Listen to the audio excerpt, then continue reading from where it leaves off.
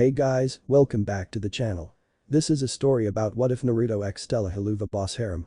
Before I start, please support for more amazing content and do consider subscribing to my channel and share this video with your friends.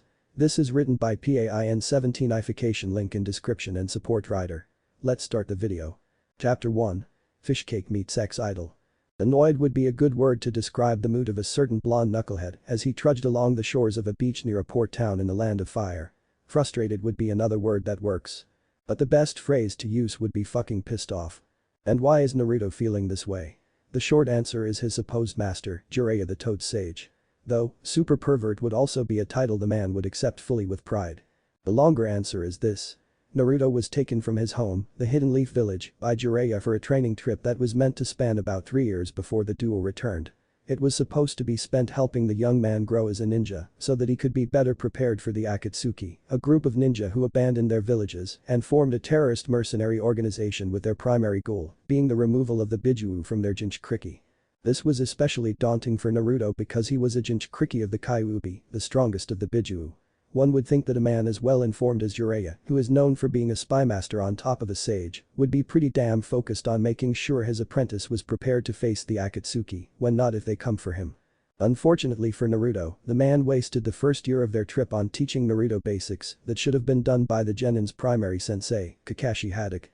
Necessary time was spent on teaching Naruto how to combat Jinjutsu, how to improve his chakra control, and how to fight more fluidly instead of bullheading into a battle with nothing but wild swings and mobs of shadow clones. While that could put the first year into better perspective for supporting Jiraiya, that time would have and should have been chump change if it weren't for the man's practically obsessive need to peep on women and write in his notebook whenever he got the opportunity. It was bad enough that he even flat out ditched Naruto in the middle of their lessons when there was a chance of spying on women. Naruto, having been around perverted instructors for practically his entire career as a ninja, felt that the Toad Sage was the worst of the bunch. Iruka was classified as a closet pervert, being respectable and actually a very nice guy in public, but secretly having perverted thoughts in his head. Kakashi was a more open pervert, blatantly reading erotica in public and unabashedly giving more visually appealing women more attention. Jiraiya was practically a predator, in Naruto's opinion. Unashamedly peeping on women in locations where they should feel safe like the bathhouses or natural springs or even hotel rooms. It didn't matter in the slightest to him because nothing was more important to Jiraiya than the inspiration for the next volume of his erotica series. Not even training his apprentice, and that title is used very loosely, was as important to the man as peeping. And that made Naruto fucking pissed off. The whole fucking year wasted on basics when they could have done them in a fraction of the time. And, of course, the so-called master ditched his apprentice to peep on beachgoers. So, here he was, almost storming down the shoreline in hopes of finding something to vent his frustrations on. He hoped to find a part of the beach away from the people hoping to enjoy themselves. He didn't want to drag them into his problems when they had nothing to do with them. He was pissed off, not an asshole. But, despite how far he had already trekked, there was no end to the beachgoers. He supposed that should have been obvious since it was a day with gorgeous weather and this port town was famous for bringing in tourists hoping to enjoy the ocean. Sighing in frustrated defeat, Naruto moved up the beach to where it just barely started meeting grassland and sat down to stare at the waves on the horizon. With nothing to do other than keep practicing basics, his mind was free to think about things he usually preferred to mentally bury. These thoughts centered around how he was always dealt the shittiest hands in his life and how nobody seemed genuinely willing to give him a chance other than out of some sense of duty or orders from higher-ups. Iruka may have been nice to him on occasion, but that wasn't always the case. The man even admitted to it on the night Naruto foolishly listened to Mizuki and stole the forbidden scroll. He confessed, with a massive shuriken lodged into his back, that he originally hated Naruto like most of the village did because he was a living reminder of the Kyuubi. He may have turned around, but he was still harsher on him than others. Kakashi flat out sucked as a sensei. Teamwork drills and the beginnings of the tree walking exercise. All he gave Team 7 that day was a demonstration and a smidgen of advice before he left. He may have been recovering, but teaching a team of genin basic chakra control on a mission with a dangerous missing ninja was fucking stupid. Naruto beat Haku on that bridge because he tapped into the power of the Kyuubi for the first time. There's no other way he would have won against someone as skilled and efficient as the androgynous young man. Haku had immense Sasuke dead to rights and they honestly should have died that day. Hell, all of Team 7 should have died that day. Naruto still remembered how exhausted Kakashi was when Gato pulled his double cross on Zabuza and came with a veritable army of mercs. If Zabuza hadn't taken down so many, including Gato, and if Naruto hadn't survived against Haku, the supposed elite Jonin would have been dead, with Tazuna and Sakura being killed or worse not long after. However, Jiraiya was probably the worst of the bunch. Throwing complicated techniques at Naruto and simply expecting the genin, who had records showing his lack of knowledge, to figure it out. And even then, all the man wanted Naruto to do during that month training for the Chunin exams was to tap into the Kyuubi's chakra once again. Once more, Naruto knows he shouldn't have lived that day. The Kyuubi had no reason to parent, as the Uzumaki so eloquently put it. The Biju reform after a few years whenever they die. Gaara told him so when the Tujinchi talked during Naruto's recovery from his fight against Sasuke. He should have died in that chasm, but the Kyuubi saved his ass by supplying him with chakra. Why? Naruto had no clue, but he knew that he owed his life to the Biju 2 times over. 3 if he counted the fight against Sasuke. Knowing that the fox was responsible for his survival 3 times over because he wasn't properly prepared infuriated Naruto. Looking back, he shouldn't have entered the Chunin exams at all. As much as he despised admitting it, Sasuke was the only member of Team 7 who was prepared for the exams. "I'm a fucking joke," he grumbled, self-loathing in his voice as he summarized his ninja career. A joke of a ninja who won because he was one lucky Sanuva bitch with shit tons of chakra that he could blow through with reckless abandon. What am I even doing here? Well, the voice of a young woman spoke up, prompting him to turn and see a pretty brunette in a bikini talking to him. "You could come here to enjoy the ocean, to catch some sun, to relax, or..." She held up a pair of red plastic cups, gently wiggling one suggestively before offering it to him. "You could come with me and hang out with a bunch of us enjoying a beach concert down over there," she suggested, pointing to a group performing on a stage for a crowd of beachgoers. What intrigued Naruto was how inhuman the group looked. The performers looked nothing short of demonic, and the security on the beach in front of the stage was an anthropomorphic wolf-like creature with plenty of muscle to him. I know that people are aware of the crazy kind of shit ninja can pull off, but I would think a music group of demonic-looking people would be pretty intimidating even to them, he mused. I wonder if these people are escaped curse mark victims of Orochimaru.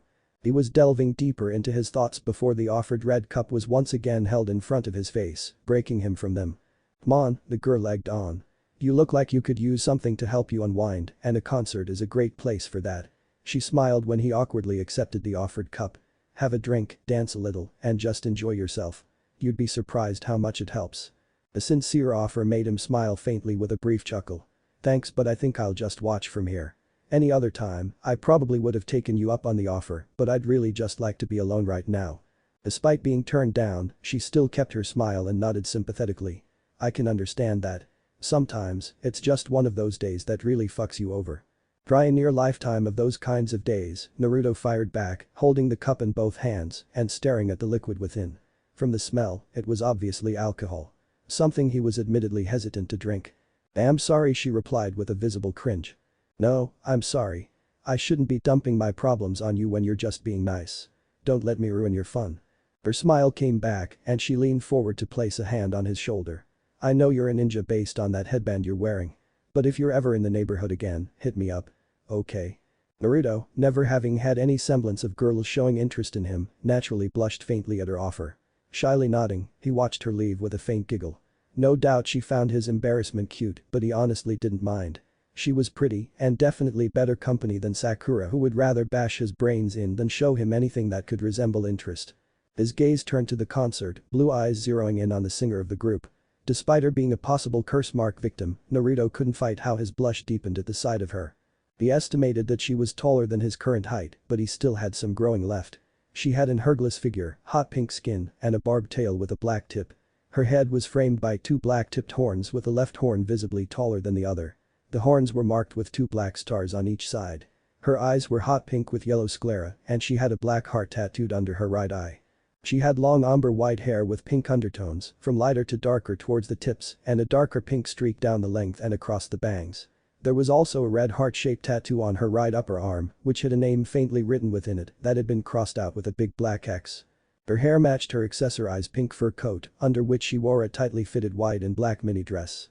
The dress featured a prominently contrasting X and O pattern on her very developed chest, as well as a star design on the abdomen. For leggings, she wore long black thigh highs with black high heels that had a heart motif and 3 X-shaped cutouts down the sides, revealing her skin beneath. Finishing her look was a pair of round shades with pink heart designs in the lenses that were pushed up and allowed her eyes to be visible. She must have known he was watching her, for she looked his way while singing. He swore her eyes glowed faintly when she smirked at him and sent him a flirty wink. The earlier blush that had faded returned with a vengeance, and he distracted himself by taking a drink of the alcohol that had been given to him. Immediately, he made a face at the taste that hit his tongue. He would never understand why people enjoyed stuff like this. Especially Tsunade, who seemed to guzzle it down like dying woman in need of water. He sighed at that, finding that he couldn't enjoy himself with his earlier thoughts dampening his already soured mood. So, one could excuse his surprise when he looked up from his cup and saw what could only be described as a massive orgy happening on the beach in front of the stage. One that didn't seem to bother the music group in the slightest. Worried about something in the alcohol, Naruto numbly reached out his arm with the cup in hand and slowly dumped it on the beach, all while being unable to look away from the shocking scene down below. Having only been around perverted men and their tame vices, save for Jireya's predatory peeping, Naruto had zero experience witnessing anything on the level of perversion as what was happening before his eyes. It's either something in the drinks or this group are doing something to make those people do that, he mused, shaking away his shock for a frown. I better do some investigating. They may be using some sort of genjutsu based around music, like that red-headed girl we fought while chasing after Sasuke. Standing up, he placed his hands in his pockets and turned around. Making it look like he was leaving, Naruto only walked far enough to leave their viewpoint before he circled around to sneak backstage from behind the stage. All he had to do was wait for the cover of night. Unknown to him, the leader of the group frowned at his departure as she stopped singing and watched the humans continue to fuck one another in their massive orgy. Feeling her strength growing from the sexual energy resonating from them, she was curious why the cute blonde watching her was unaffected by her hypnotic power. What's up, boss? Vortex, her loyal hellhound, asked in concern. She hummed to herself for a moment before smirking confidently. I believe we may have caught the suspicion of a young ninja, Tex. He frowned at that. You want me to ambush him? No, she shot down with a wave of her hand. I'll do it. It's not every day that I see someone who can resist my abilities. Let alone completely ignore them. I want to see him up close and personal. Vortex nodded before he went to inform the others what she was planning. Her smirk grew as excitement built up within her. Verasica Mayday rarely had any sort of challenge. And she would meet that challenge and milk the rewards dry. She shivered in anticipation. Naruto crept up behind the concert venue's stage. His heightened hearing could still pick up the faint sounds of the orgy going on, and he wondered if any other beachgoers were aware of what was happening on their shores. Or any authorities for that matter like town police. I hope I know what I'm doing, he thought with slight worry as he leapt quietly onto one of the rafters holding stage lights, staying in the shadows like a ninja should. Even if Naruto was questioning his own sense of ability or worth lately, he would never doubt his skills in stealth and sabotage, thanks to his early days of pranking the daylights out of the Hidden Leaf and its villagers. He even pranked the Hokage on occasion, and a darker part of his mentality believed he could have even killed the Hokage if he switched the prank from harmlessly fun to unexpectedly deadly. Yeah, that's the kind of thinking that I need right now, the Uzumaki mentally groused, shaking away those darker notions and focusing back on the now as he dropped from the rafters and behind some of the sound equipment. Keeping his senses sharp, he quietly moved backstage towards the room marked with a red heart that had devilish wings, a spaded tail, and horns. No doubt, that was the private room of the singer and leader of the group. The plan, half-cocked as it was, involved Naruto waiting for her in her room so that he could interrogate her or possibly scare her off from ever returning. What his plan didn't account for was for someone trying to get the jump on him or for him to instinctively stop the ambush and whip out some ninja wire before quickly incapacitating his assaulter. His plan also didn't consider that his target would be the one to try ambushing him. He tried to say, honestly at a loss for words as his face erupted in yet another blush. Here was his target, tied up at his feet by Hao on hand, while wearing what he could only describe as sexy underwear he had seen women wear in magazines when he was younger. She looked to him in surprise momentarily before giving him an intrigued smirk with gleaming eyes. Well, now, she practically purred out. I wasn't expecting this outcome. Hiding his blush, Naruto tried to look intimidating as he fired back, you jumped a ninja in the dark. What did you expect would happen? Well, normally at this point, your pants would be off, you'd be on my bed, and I'd be. His blush returned tenfold as he cut her off, never mind. She nearly cackled at his embarrassment. By the seven hells, you're too easy, Whisker boy. Despite the situation, Naruto's glare was more of an annoyed pout as he pulled out a kunai and cut her bindings. It was a stupidly rookie mistake, but she honestly reminded him of the more confident women from the red light district he lived nearby in the Hidden Leaf. He still found it rather sad how people who were shoved into the seedier parts of the village were more accepting and supportive of him than some of his fellow ninja. This woman reminded him of those supportive people, oddly enough. She stood up and rubbed where the wire dug slightly into her skin. A bit rough on me, weren't you?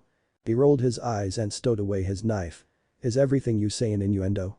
He paused and then added, and did he really think he could sneak up on me? I'm a ninja, for crying out loud.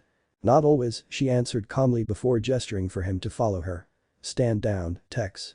We're just going to talk. Naruto was about to follow her before he felt a warm breath exhaling harshly against the back of his head. Looking over his shoulder slightly, he spotted that wolfman from before standing behind him, looking down on him with a sharp eye. Mind your step, human, he growled out, prompting Naruto to raise a brow. You talk like you aren't one. Because we're not, the woman called to him as she stood by her door. Come on, now. I promise, I won't bite unless you want me to. Rolling his eyes and fighting yet another blush, Naruto walked over to her. They aren't human. Are they demons, or something? When the duo entered her room, she offered him a seat on her couch while she sat at the chair in front of a mirror. Swiveling around to face him, she grinned at him and said, don't mind Vortex. He comes off as a vicious hellhound, but he's not so bad. Right, wait, hellhound? He repeated. They're pretty low on the demonic food chain of hell, like imps. Most are treated as little more than servants, but I couldn't do that to Tex. He's pulled me out of a few tight spots on his own. Hell? Wait, what are you? Demons. Outing playfully, she teased, you mean you haven't figured it out? Not so good at espionage, are you, ninja boy? Even though he knew she wasn't serious about her comment, Naruto couldn't help a slight flinch. His doubts from earlier reared their ugly heads, much to his own chagrin. Verasica noticed this, and another interested gleam entered her eye. Oh. Is ninja boy having some doubts? If she heard him try to say, noticing him avoiding her gaze. If you really are some type of demon, then you'd be some sort of a succubus, right? Oh, he blushing so adorable she mentally cooed before answering verbally, correct. I'm sure that explains the fuckfest happening out there to you now, yes. Having read that succubi were sexual-based demons, Naruto nodded. Yeah, no offense, but I thought demons stayed in hell. How are you all? Back up top. She finished, earning another nod from him. Certain demons earn special privileges when they reach particular levels of power or authority. Hell isn't just a place for the damned, ninja boy. Okay, let's stop there for a sec. My name's Naruto Uzumaki. I'd rather be called by my name than that. She chuckled at that. Verasica Mayday, she introduced. To her surprise, Naruto offered his hand to her and replied, nice to meet you. Staring at his hand, she slowly reached out her own and shook it. You're a pretty accepting human, aren't you? Most humans look down on us demons, or outright fear us. Yeah, well, let's just say I have been on the receiving end of disdain and fear plenty of times. Oh? Mind if I ask why? I'd rather not say right now. There's a story here, Verasica mused, her intrigue storing this information in the back of her mind. Fair enough. Now, back to what I was saying. Hell is the home of many different demons, and we have our own hierarchy system complete with royalty. There are 7 rings in hell, with each ring being named after one of the deadliest sins. The lowest demons and those who are sent to hell upon death reside at the top, the pride ring, while Lucifer and his family live at the bottom. And the other 5 are filled with all sorts of different demons, I'm guessing. Yep. Why tell me all of this? I mean, it's interesting and all, but why? Isn't me knowing a risk to whatever it is you guys are doing? What we're doing is simply introducing lust and temptation to the masses. Don't worry so much. He aimed a dry look at her, which she found amusingly cute. Plus, it's nice to simply talk with a human instead of send them into a sexual frenzy. You're one of the rare few that have completely ignored my power, and that's got me very interested. The look in her eyes made him feel like a small rodent in the face of a large cat. He swallowed thickly while his cheeks reddened as she got to her feet and sauntered over to him. Trying to back away, he only sunk deeper into the surprisingly plush couch before freezing when she straddled him on his lap. The redness in his cheeks grew brighter as she rested a palm against his cheek and rubbed his whiskers. What interesting birthmarks, she mused with a smirk. They're both roguish and cute. Did you have to call them cute? He couldn't help asking in annoyance, making her laugh. You're more fun than I thought you'd be. How would you like to come with us? That stopped him short. With you. That's right. You look like you need to get away from everything for a while, and I'm not sure I want to let you go just yet, she answered, hooking a finger beneath his chin so that she could have him look her in the eyes. It's been a while since I've had someone to play with. Is that all I am? He asked lowly, and she knew she was touching on a nerve. Is that such a bad thing? Is playing with me so horrible? She fired back. Maybe, considering I've been played with most of my life. She dropped her smirk at that, looking into those deep cerulean eyes of his. They were gorgeous to her, displaying an almost glow that ironically nearly enraptured her. However, within those deep blues was a pain that tried to remain hidden and a solemn acceptance for what may come. Backing off from him, she got up from his lap and moved to her hanging clothes to look for something to wear. Think about my offer, ninja boy. We'll be here for a couple more days before leaving." Surprised that he was allowed to leave, Naruto got off the couch and headed for the door. When his hand grasped it, he paused for a moment before looking to her over his shoulder. "I'll think it over," he promised softly before departing. Verasica made no showing that she heard him, and she didn't react when Vortex came in not long after Naruto left. "You let him go?" he asked curiously. "I've never done that before," she confessed. "But there was something about him. Something in his eyes that made me back off." "So, what now?" "I offered him the chance to come with us." The brow rose at that. A human joining a bunch of sexual demons. "Is that so far-fetched, Tex?" she questioned. "It is when you could have easily had them fall under your control." "He can't fall under, though. Somehow, he's immune to my charm." That surprised the hellhound. "Immune? There's more to Ninja Boy than we think," Verasica stated as she turned to her most trusted member of her posse with a delighted smirk on her face. "And I want to see just how much more." Naruto sat awake in the middle of the night, ignoring the snores of Jiraiya in the bed next to him. His thoughts were on yesterday, the once more pointless day of training Jiraiya and him had, and the thoughts that had returned from the depths of his heart. He was going nowhere with Jiraiya and his perverted ways, and now he's offered a spot with a group that is more perverted than the Toad Sage. The answer should have been obvious, right? He should just ignore the offer and stay with his master. Right? A sigh escaped him as he hugged his knees to his chest. "What do I do?" "You stop moping, for starters." He blinked once before thinking, "Why are you talking to me, Kyuubi? Gonna give me some advice?" "I just did, whelp. Now, you've made yourself aware of just how weak you truly are without me. 4 times, you would have died without my aid. And that doesn't count the various other times you used my chakra for non-life-threatening moments like your fight against that Hyuga brat. 4. You know of the fight against that ice-style user, of when you were plummeting to your death, and when you fought that bastard Uchiha you so stupidly called your friend. Yet, you've forgotten that time in the snow when you had that device strapped to you that locked away your chakra. That's right. The fight with Dodo in the land of snow when he knocked me into the ocean. Exactly. Why remind me of another time that I owed my survival to you? I already know I owe you 3, now 4 times over. I remind you because I have stake in what you decide to do with your life. Consider this, boy. You know that your time with that wart-riddled human is being squandered, and your time when you face the Akatsuki is coming closer and closer. Will you continue to foolishly waste time you need, or will you take a gamble on that temptress demon and her group? Wouldn't I be abandoning the village? Is loyalty to them worth more than you've already paid?" That sounded oddly comforting, and it came from you. "You aren't the first Uzumaki I've been placed into, boy. My previous host was someone very close to you, but her identity has been hidden from you by everyone you've ever trusted with your life. Your Hokage, your sensei, that slug summoner, and the human sleeping beside you all knew her. But not one of them have trusted you with her identity. Who was she? You like to put some stock in keeping promises, boy, so promise me this. If I tell you her identity and just how close she is to you, you will leave with the temptress." "Why?" "You know why." Indeed, he did. As the Kyuubi said, Naruto was going nowhere with Uraya's methods. And the man was giving more and more obvious signs that he was going to have Naruto practice with the Kyuubi's chakra. And there was no way the Biju would be okay with that. "No, I wouldn't," the fox assured him. "What could I learn while traveling around with demons? You'd be surprised what you could learn from them. Chakra isn't the only power in this world, boy. You need to keep your mind open to the possibilities out there. I go with them and you tell me about the woman everyone else is keeping secret from me?" "Yes. Then I promise." "Good. Your mother was my previous host." Naruto's eyes widened in shock. "She was another Uzumaki by the name of Kushina, whom I was given to by the mate of your first Hokage, Mito Uzumaki. You have carried a legacy since the night of your birth when I was ripped away from Kushina and her mate sealed me into you." "Wait a minute, her mate sealed you? But didn't the..." He froze realization, not wanting to believe what it implied. "Don't look away from the truth like you've done countless times, boy." The Kyuubi snarled at him. "You live a life of denial and that makes you weak. And I will not have a weak host. You are the spawn of Kushina Uzumaki and your precious 4th Hokage." Naruto gagged at that, the shock of the reveal shaking him to his core. The 4th Hokage. The one who sealed away the Kyuubi. The man who damned him to the life of Jinchuriki. He was Naruto's father and also their student, he growled out in realization, glaring at the sleeping form of the Toad Sage. "You knew you had to have known, you fucking bastard." Naruto had never been more tempted to kill someone than this moment.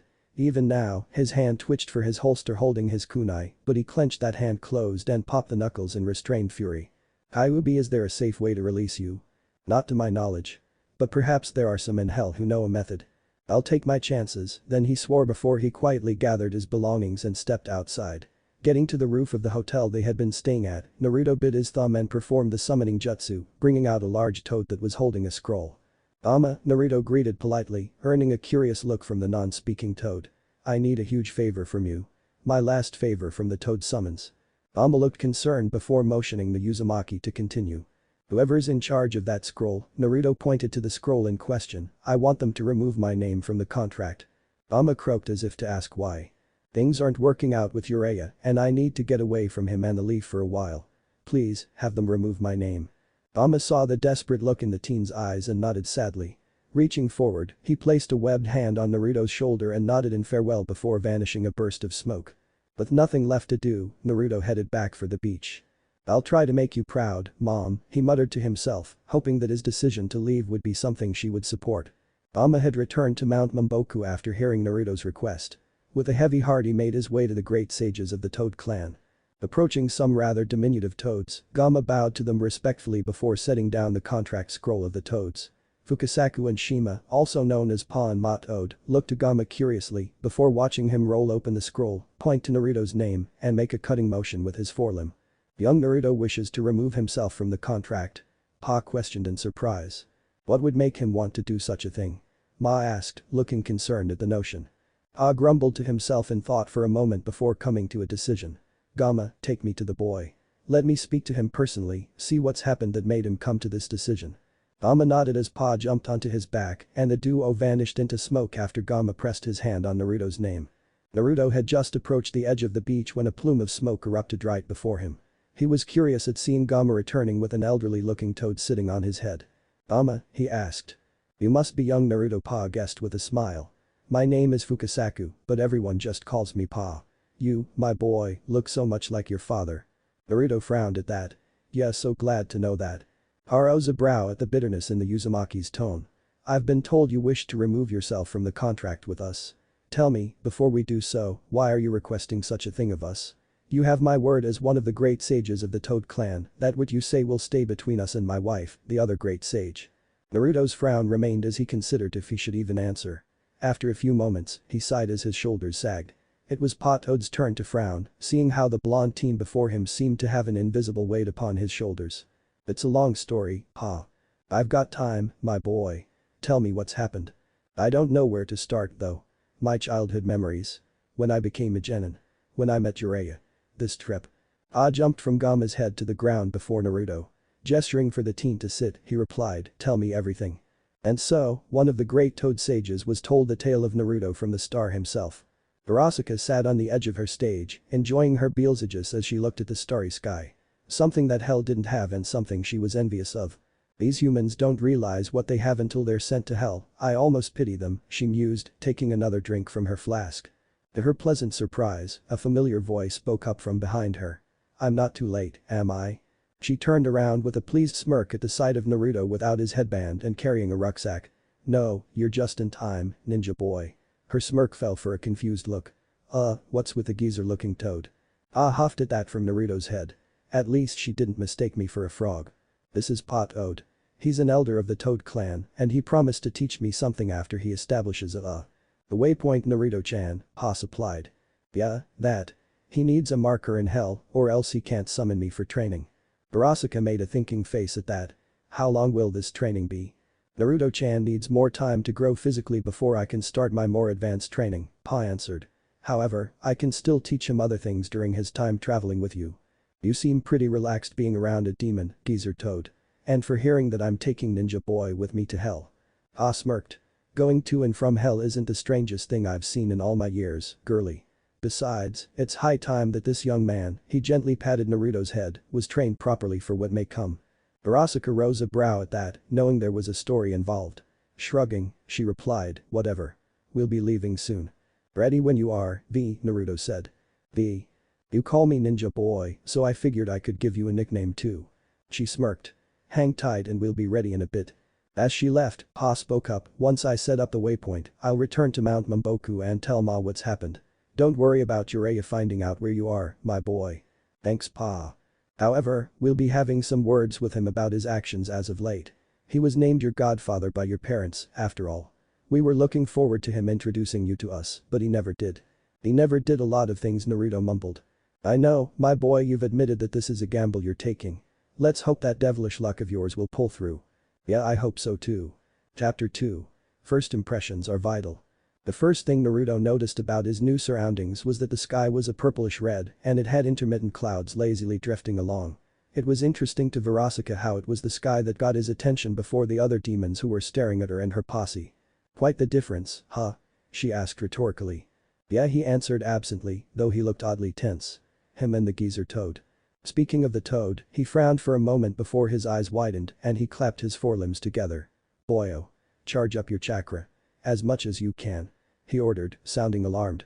Naruto complied without question, clapping his hands together and surging his chakra. The buildup of raw energy enshrouded Naruto, catching the attention of the nearby demons, who were shocked at the sight of a human with that much power. Now, unleash it as a pulse, boyo. With a grunt of effort, Naruto did just that and released the coiled-up chakra, sending it out like a massive shockwave that echoed for miles upon miles. The azure-colored energy seemed to be fighting a transparent source of power that was a deep black color, sending it away from both human and Toad. Unknown to Naruto, his chakra pulse was felt by all inhabitants of hell that it swept past. At a corporate-looking building with large horns on the sides, the demons inside were sent reeling at the pulse of energy that swept by them.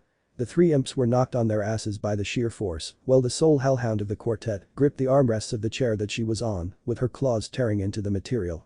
Her outfit featured a spiked black choker. The tattered gray, off-the-shoulder crop top she wore was held up at the neckline by a series of crisscross spaghetti straps that formed an inverted pentagram. For bottoms, she wore shorts that were tattered at the hems, with a crescent moon detail on the right side. The hellhound accessorized with fingerless gloves and black toeless stockings, with her black claws protruding due to her digitigrade stance. Her currently frazzled fur was white with gray encircling her face, gray patches on her shoulders, and long, voluminous silver hair that was swept to the side to reveal her dark gray ears, the right of which was pierced with two small hoop earrings, and the left of which was ragged. Completing her look was a large dark gray bushy tail with white on the underside. Her hackled fur was a result of the shockwave saturating her with its potency. What the fuck was that? The leader of the imps, who was dressed in a somewhat nice coat, shouted in surprise. The other male imp, who was dressed professionally and wore a red bow tie, helped the sole female imp to her feet as he asked, "Are you alright?" She smiled gently at him and pecked his lips.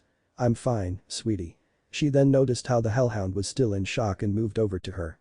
"Luna. Luna, can you hear me?" As if remembering how to breathe, Luna gasped for air and struggled to catch her breath as her fur slowly smoothed itself back. "What the fuck just happened?" she gasped out.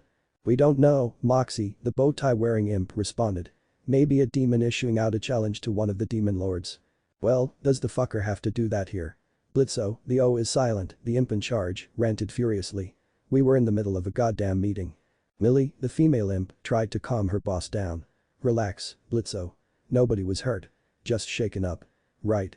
Yeah, I'm fine," Moxie agreed before looking to Luna. "How about you?" She hesitated before replying, still a bit freaked, "But I'll be alright.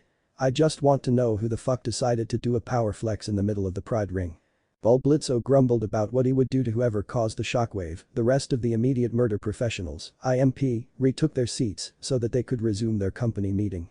Further along the route of the chakra pulse, we come across a large burgundy-colored mansion in the pride ring that had a detailed glyph marking the balconies. Seated on the balcony was a tall demoness that looked to be an anthropomorphic owl. She had long hair like feathers that had gray tips and a large gray stripe on her head.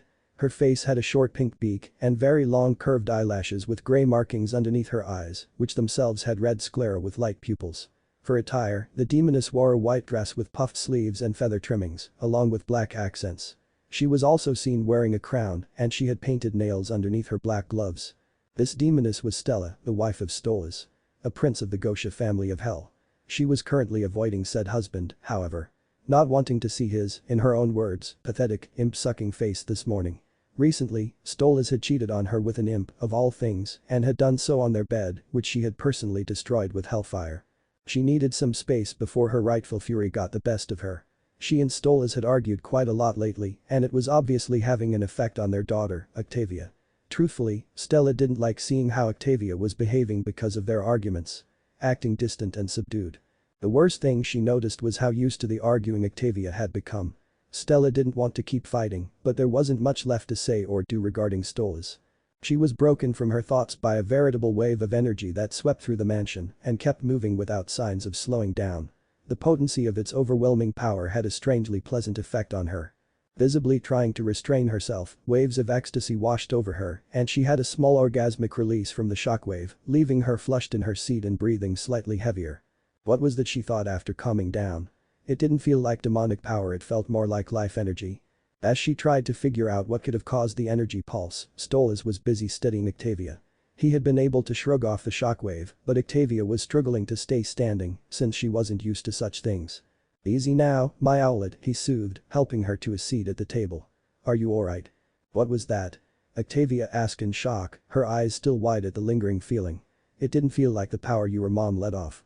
"That's because it wasn't," Stolas informed her.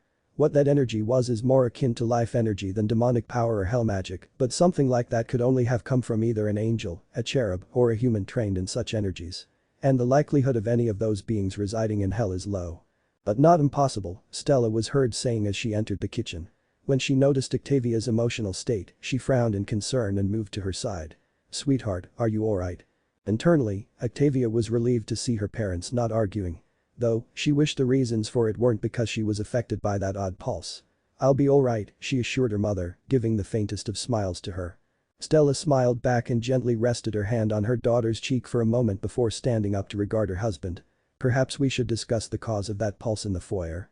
Stolas, who was glad to hear her talking and not yelling, nodded in agreement.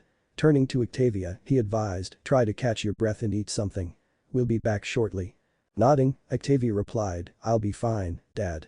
He smiled at her before joining his wife in the foyer. Hopefully, they could simply discuss possible sources and not bring up further arguments. "Very good, boyo," Pa complimented his future pupil. "It seems as though the energies of hell were trying to cling to us and our chakra. Being a sage, I was able to detect its corrupted energies." "Is that why I felt so on edge?" he asked with a frown. Verasica rose a brow at that. "You guys felt hell starting to affect you?" "As a sage," Pa began, "I'm in tune with the energies of the world surrounding me. Specifically, the energy of nature itself. However, here in hell, that energy is corrupted in a way thanks to this being the home of demons and sinners. Life and death are part of nature, after all." And Ninja Boy was able to feel it because perhaps he has an instinctive awareness for energies trying to influence or change him, the elder sage suggested. No sense in telling her about the boy's burden. If he feels like informing her, that will be his choice. "There's something Geezer Toad ain't sharing," Verasica thought with a frown before outwardly shrugging. "Anyway, we better get off the street since Ninja Boy just announced his presence to practically the entire Pride Ring with that pulse of his. I'm impressed that you had so much juice stored up in you, though." The saucy grin she flashed him let him know she was speaking with an innuendo, and he tried to figure out what she was hinting at before he blushed in realization. His red face made her grin change to a smirk as she led everyone to where she lived in the Pride Ring. At a rather nice-looking apartment complex, she led Naruto and Pa to one of the uppermost floors and explained, "I currently own all the rooms on this floor. My friends and I all live on this floor and have our own rooms, but there are still plenty of extra ones. Most of them just have some extra clothes, some booze, and other crap in them. But they're still livable. Go ahead and take your pick, Ninja Boy. Mine is marked by the same symbol as my changing room while we're on tour. So, it's marked by that red heart with succubus features," he mused before nodding in both understanding and thanks. He then started strolling down the hall in search of a room, leaving Verasica and Vortex standing together while the rest of her posse disbanded for the day. "What do you think of him?" the sex idol asked her most trusted companion and bodyguard. "He's got power, that's for damn sure. Problem is that it feels untamed. Almost wild. There's also something incredibly dark mixed with it. Almost like the kid's got wrath mixing in." "Wrath?" Verasica repeated with a frown.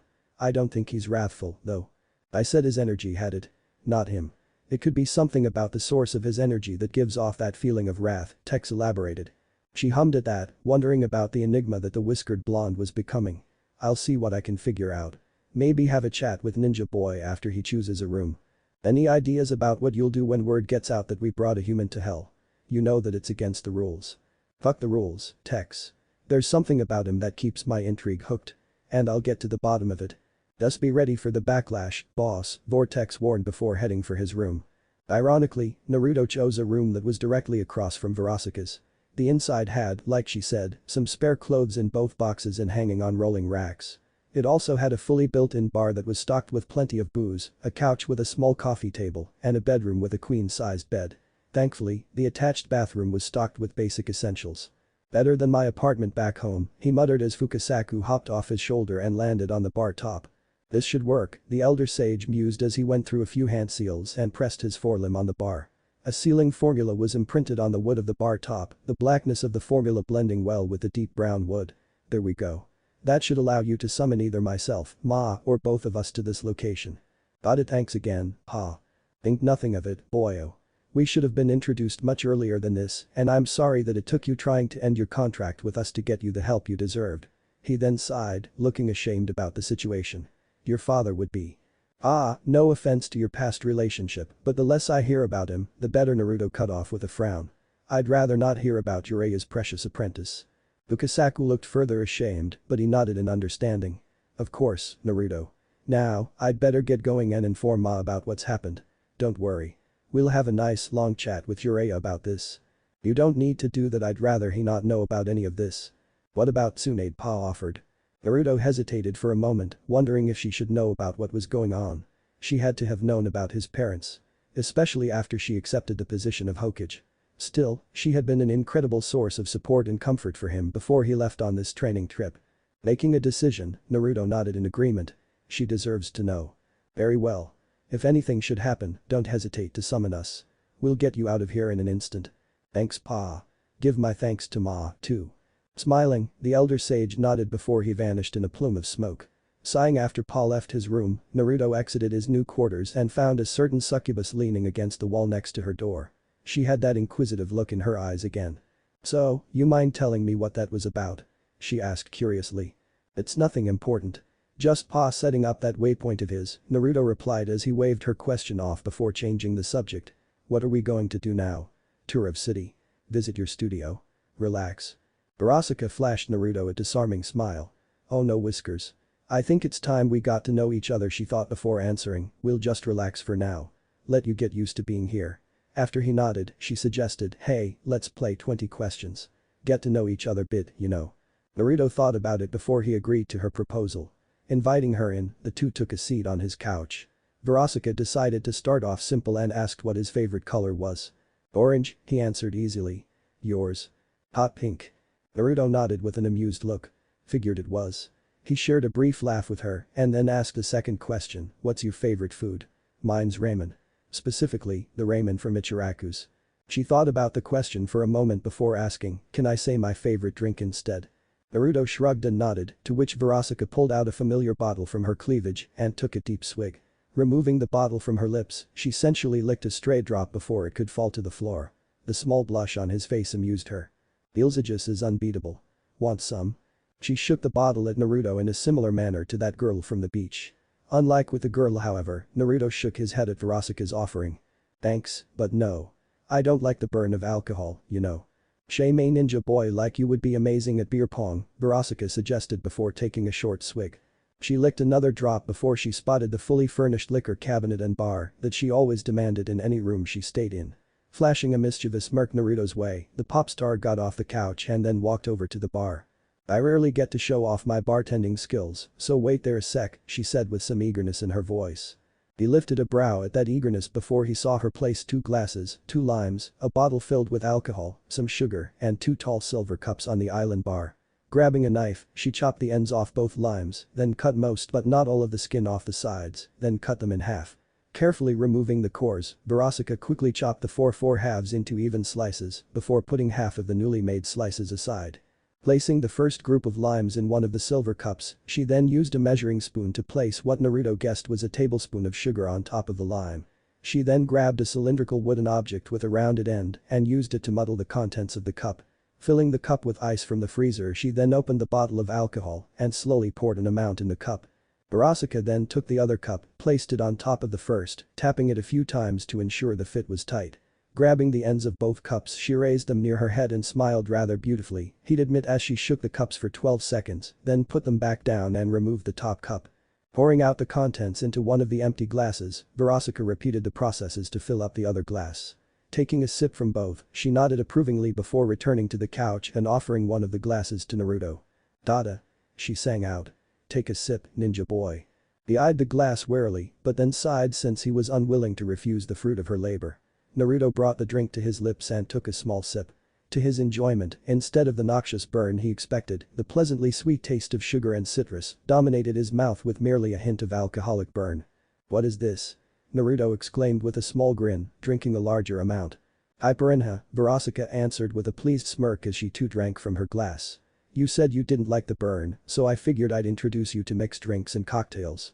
Softening his grin to a smile, he raised his glass up for her to clink as he replied, "Well, thanks. I still don't get how Granny can drink so much sake. But if it tastes as good as this, I guess I can understand."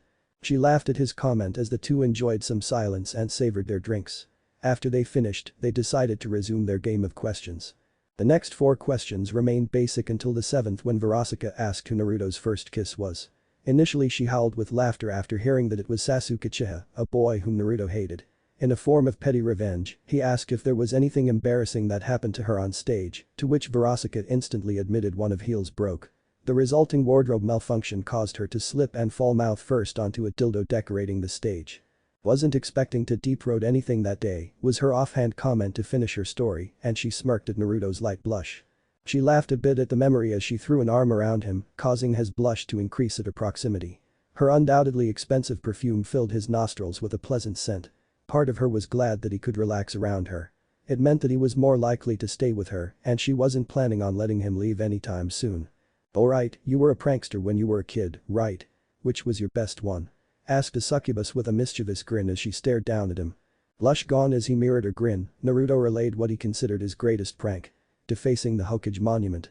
The demoness howled with laughter at his escapade, prompting Naruto to share some of his other pranks, such as when he learned ventriloquism for the sole purpose of making people think inanimate objects were speaking to them. "Holy shit. He actually threw it?" Verasica questioned through giggles, leaning against the blonde Uzumaki. "Yep. Hit someone right on the head with that avocado, too," Naruto answered with a chuckle. A few more seconds of laughing passed before Naruto asked, "Know how to play any instruments?" "A few actually," she answered. "But I prefer singing over playing." For the 11th question, Verasica asked what his type was. His innocence showed when he asked if she meant his blood type. Her laughter told him that wasn't what she meant. "Your type of women, ninja boy," she clarified before a playful smirk crossed her black lips and her eyes turned predatory. "For example. Are you into tits?" She cupped her sizable chest while leaning forward to give him an eyeful of cleavage, and he blushed brightly before she turned and smacked her plump rear end. "Or maybe you're an ass man." Rather than a brick, Naruto could only sputter incoherently at her display, which prompted the succubus to advance her sexy assault. Assuming a pose that distinctly reminded Naruto of Hinata, index fingers pushed together and eyes off to the side, Verasica spoke with a meek quiet tone. Maybe you like shy girls, senpai suggested the now demure sounding woman." She even stuttered. Naruto was stunned at the sudden transformation as, once more, Verasica's entire persona seemed to shift. Changing from a Hinata-based one to one more like Sakura, she gave him a disgusted look while cracking her knuckles. "Perhaps you like it when girls verbally tear you apart before stepping on you." Despite the blush that remained, Naruto's flat and unamused expression told her enough to dismiss that idea. However, the pop star had one more trick in her cleavage. Dropping her tough act, Verasica adopted a bewitching smile as her predatory gaze returned. Placing herself in his lap, her chest pressed up against his while her lips stopped a few millimeters away. "Or maybe you want to be chazzed," she whispered sensually. Her gloved hand went to her mouth, where she pulled it off with her teeth while never breaking eye contact as she traced circles on his whiskered cheek. Her voice became like honey as she continued her pursuit, trapping him in a spell. "You want a girl who won't stop her pursuit until..." Both their eyes widened, one pair in horror, while surprise ruled the other. Smirking, Verasica got off him and returned to her seat next to the Uzumaki teen, picking up her glass and taking a long sip. Naruto couldn't even face her with how embarrassed he was. Noticing this, the succubus realized she may have pushed him a bit, just a tiny bit too far. "Well, time to kill his boner and reset the mood," she mused, part of her upset that she couldn't take that erection of his for a spin. Swirling the contents of her glass before drinking, Verasica got a wicked idea before she spoke again. "What if, when Sasu kissed you, he puked in your mouth?" The effect was as immediate as it was amusing. Naruto cringed in absolute disgust. Nose scrunched while he gagged and turned pale.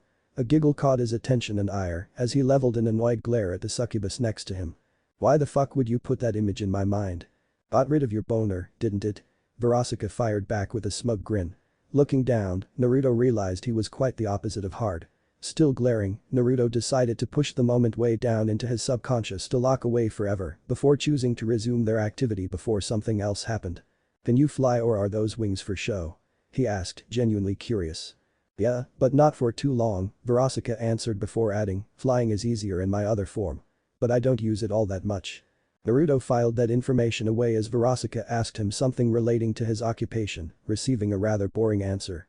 Much to her minor disappointment. Never would she have guessed that ninjas had to do chores for lazy assholes, take written tests, and play a blood sport for the masses. Fucking lame. For question 14, Naruto wanted to know more about her other form. "So, in your other form, do you become like a stereotypical I will eat your soul kind of demon? Or is it different?" "It's nothing extreme like that," she explained. "My horns grow, I get taller, my nails get longer and turn razor sharp, and my tail gets longer and whip-like." She went to take a drink but stopped as she remembered something else. Naruto blushed lightly at the mental image. "That sounds uncomfortable." "Not really," Verasica dismissed while looking mildly annoyed. "I'm more pissed about how my clothes always get torn up in the process." His blush grew. "Just because I can afford to buy replacements doesn't mean I want to," she griped. Nodding in agreement, Naruto picked up his glass before noticing he was starting to feel a bit different. There was a tingle in his lips and he definitely felt more relaxed. He tried to figure out what was going on with his lips, moving them around in attempt to get rid of the tingle, but to no avail. Verasica, seeing what was happening, laughed at his actions. "Oh, it's your first buzz," cooed the pop star as she ruffled his hair. Internally she was pleased to see the alcohol kick in, since this meant she could ask the question she really wanted to. Depending on his answer, she may cut this game short. Of course, she'd have to choose her words carefully. But she spent enough time formulating her question. Granted, people were more honest with alcohol in their system than out. But being tactful was never a bad idea. "Time to find out what you and Geezer Toad were talking about," she thought in growing excitement before she verbally asked, "So, out of everyone who's played with you, which one fucked you over the most, ninja boy?" Naruto paused at first, asking, "Why do you want to know something like that?" So, he wasn't quite tipsy enough to completely lower his guard. It was a good thing then that she thought ahead. "Tell you what, Naruto," she began, slightly surprising him with the use of his name, "you reveal a demon of yours, and I'll share one of mine. Deal?" Naruto looked at his drink as he considered her offer. No one ever wanted to listen to his sorrows before. He mainly told Pa because he needed to vent, so he didn't exactly count. And while he wasn't quick to share them, he didn't want to let this chance to have someone actually listen slip by. Downing his half-full glass in one go, Naruto turned to the slightly surprised pop star. "Alright. But if I tell you this, then I want to know the story behind that tattoo of yours." Verasica stiffened at that, and her face contorted into a scowl before she threw down her glass, then pulled out her Beelzebus. "You better have one shitty tale, because I hate talking about that asshole." Naruto chuckled hollowly, the laugh alone assuring her it was far more than shitty. Drinking a bit from her bottle, Verasica gave him her attention as he started, "As cliché as it sounds, my life has sucked from day one." He told her about the attack on Konoha that occurred on the night of his birth, which resulted in him having a nine-tailed mass of destruction sealed inside of him by none other than his own father. This one act would shape the opinions of damn near everyone around him. "I was thrown out of the orphanage and put into a lonely apartment in the red light district when I was barely out of diapers. I had to learn to do everything myself since nobody wanted anything to do with me, and I'm fairly certain none of them would mind if I just dropped dead." The memories of their scornful words and heated glares swirled in Naruto's inebriated mind, feelings long buried bubbled up, causing his grip on the glass to tighten as he continued. "Even my time in the Shinobi Academy was affected by this. The teacher sabotaged me, labeling me dead last in nearly everything." Going further, Naruto told her of the shameless pervert who was supposed to be his teacher, but did everything but that. Stopping his rant to breathe, Naruto felt something cold tap his shoulder as Verasica offered him a swig of her liquor. His buzz-fueled anger left him uncaring about the burn, and the shinobi took a mouthful of the stuff, coughing slightly as he pulled it back. "That same pervert was also my father's teacher, so there was no way he didn't know who I was," Naruto resumed as he handed her back the bottle. "I still can't believe he never bothered to do anything to help me back then. I guess his care died with his precious apprentice." Naruto spat bitterly before turning to a stunned Verasica. "Fuck, what thread have I pulled here?" she thought, genuinely feeling guilty for getting him drunk enough to rant like this. "And again, my actual sensei barely taught me anything either, favoring Sasuke despite being my father's student. So, I shouldn't be surprised. What I hate the most though is how that bastard is hailed as a fucking hero, while I'm demonized despite losing everything and barely having anyone on my side. I don't know the specifics of that night he sealed the fox into me, but I know he's the reason my life was a shit show." He was silent for a moment, stewing in his anger before looking back to her. "That's shitty enough?" Naruto asked, a bit more venomous than he intended. Verasica didn't seem too affected by his tone, but she hadn't expected that out of him. She remembered the solemn look his eyes had when they first spoke, and learning the reason behind it made her pause. Still, she was a bit surprised to learn they had something in common. "Yes, sounds like life, luck, and people felt like making you airtight," Verasica commented before taking a drink of her alcohol. Naruto wondered what she meant by airtight but decided against asking, figuring it was some type of sexual slang. Spoiler alert. It was. "Alright, I guess it my turn," the succubus said with a sigh, knowing damn well that her story was pathetic compared to his. And again, heartbreak affected succubi much differently than others. "Before I start, you should know something. When a succubus genuinely falls in love, the emotional connection is much more intense and deeper than the casual flings or sex we have," she started off, tinges of irritation in her voice. "Keep that in mind." Naruto's nod told her to continue. She closed her eyes and breathed in to help prepare herself to pick at the wound again. "To get the obvious shit out of the way, this tattoo has the name of my ex-boyfriend. Blitzo," Verasica started, before telling Naruto that the two had first met as Verasica's music career started to kick off and she felt she needed a bodyguard after a few bastards tried to sneak backstage for a private meet and greet. Her disgusted tone was mirrored by Naruto's disgusted face. "I hired him because he was cheap and seemed to know what he was doing," Verasica explained, remembering the rather professional attire and demeanor that prick had during his interview. As time passed and they interacted, eventually they started dating, which quickly became rather serious. They had moved in together, and despite his many odd quirks, one of which Verasica labeled as a fetish for horses, making Naruto actually chuckle, she found Blitzo to almost be perfect. A total asshole and a bit of a slob, but nobody was totally perfect. "I thought he was the one, and I was hoping that he felt the same as me," Verasica said with her head low, trying hard to keep emotion out of her voice. But she could not stop the memories playing through her head, nor the tears that pricked her eyes. The buzz Naruto felt quickly faded when he noticed this, and he saw the subtle tremble of her shoulders and heard the ever so slight crack in her voice. I asked him if he wanted to get married one night, taking a risk and hoping that he was on my wavelength." Her voice was practically dead as she finished. "He was gone the next day with my car and all my credit cards." Naruto didn't know what to say, and he was unable to try and comfort her before her hand suddenly went to her face as her body shuddered, a small sob come from her. That sob nearly broke his heart. "I know it's pathetic compared to your life, but I just don't understand why." Her slightly muffled voice continued before she moved her hands and turned to him with puffy eyes, her mascara starting to run. Naruto saw the hurt person she tried to hide behind her sassy attitude and carnal nature. The person hurting just as much as he was. "How can something as beautiful as filling as love hurt so much?" she whispered. He frowned at the question, once again pulling on his reserves of sympathy as he decided to help her. "It's not pathetic, Naruto stated, passing her a nearby napkin to wipe her eyes. She stared at him in slight surprise as he gently wiped away her tears. "You gave someone your heart and they stomped on it and left. I've never been in love, but to be betrayed like that by anyone." Naruto paused, thinking of the Ichiraku and how he would feel if they suddenly shunned him despite the years that he had known them. "I'm sorry for making you relive that pain. I should have asked something else," Naruto apologized as he stood up and bowed his head with an ashamed voice. The pink-skinned demoness couldn't believe his actions. He was accommodating her just because of her emotional state. And his life was more fucked up than her little tragic love story. Verasica realized two things at that moment. Firstly, the kid no, the man before her was way too selfless for his own good. And secondly, she wanted his body under her own. Her emotional state fueling that desire. Motivated by the second, she grabbed the still bowing blonde and laid him facing upwards on the couch as she straddled him and leaned her chest and lips on his, claiming her first kiss with the Uzumaki beneath her. The succubus moaned a little as her held the sides of his head, holding him still as her tongue licked at his teeth. Naruto was frozen in surprise for a few moments, but slowly he responded to her, opening his mouth to allow her access. Something which Verasica greedily accepted. She felt his heart pick up the pace beneath her as one hand went around her flank to keep her stable, whereas the other gently held the back of her head. She felt secure in his grasp, enjoying the gentle hold, whereas others focused on her ass and hips or just flipped her on her back to try and take control.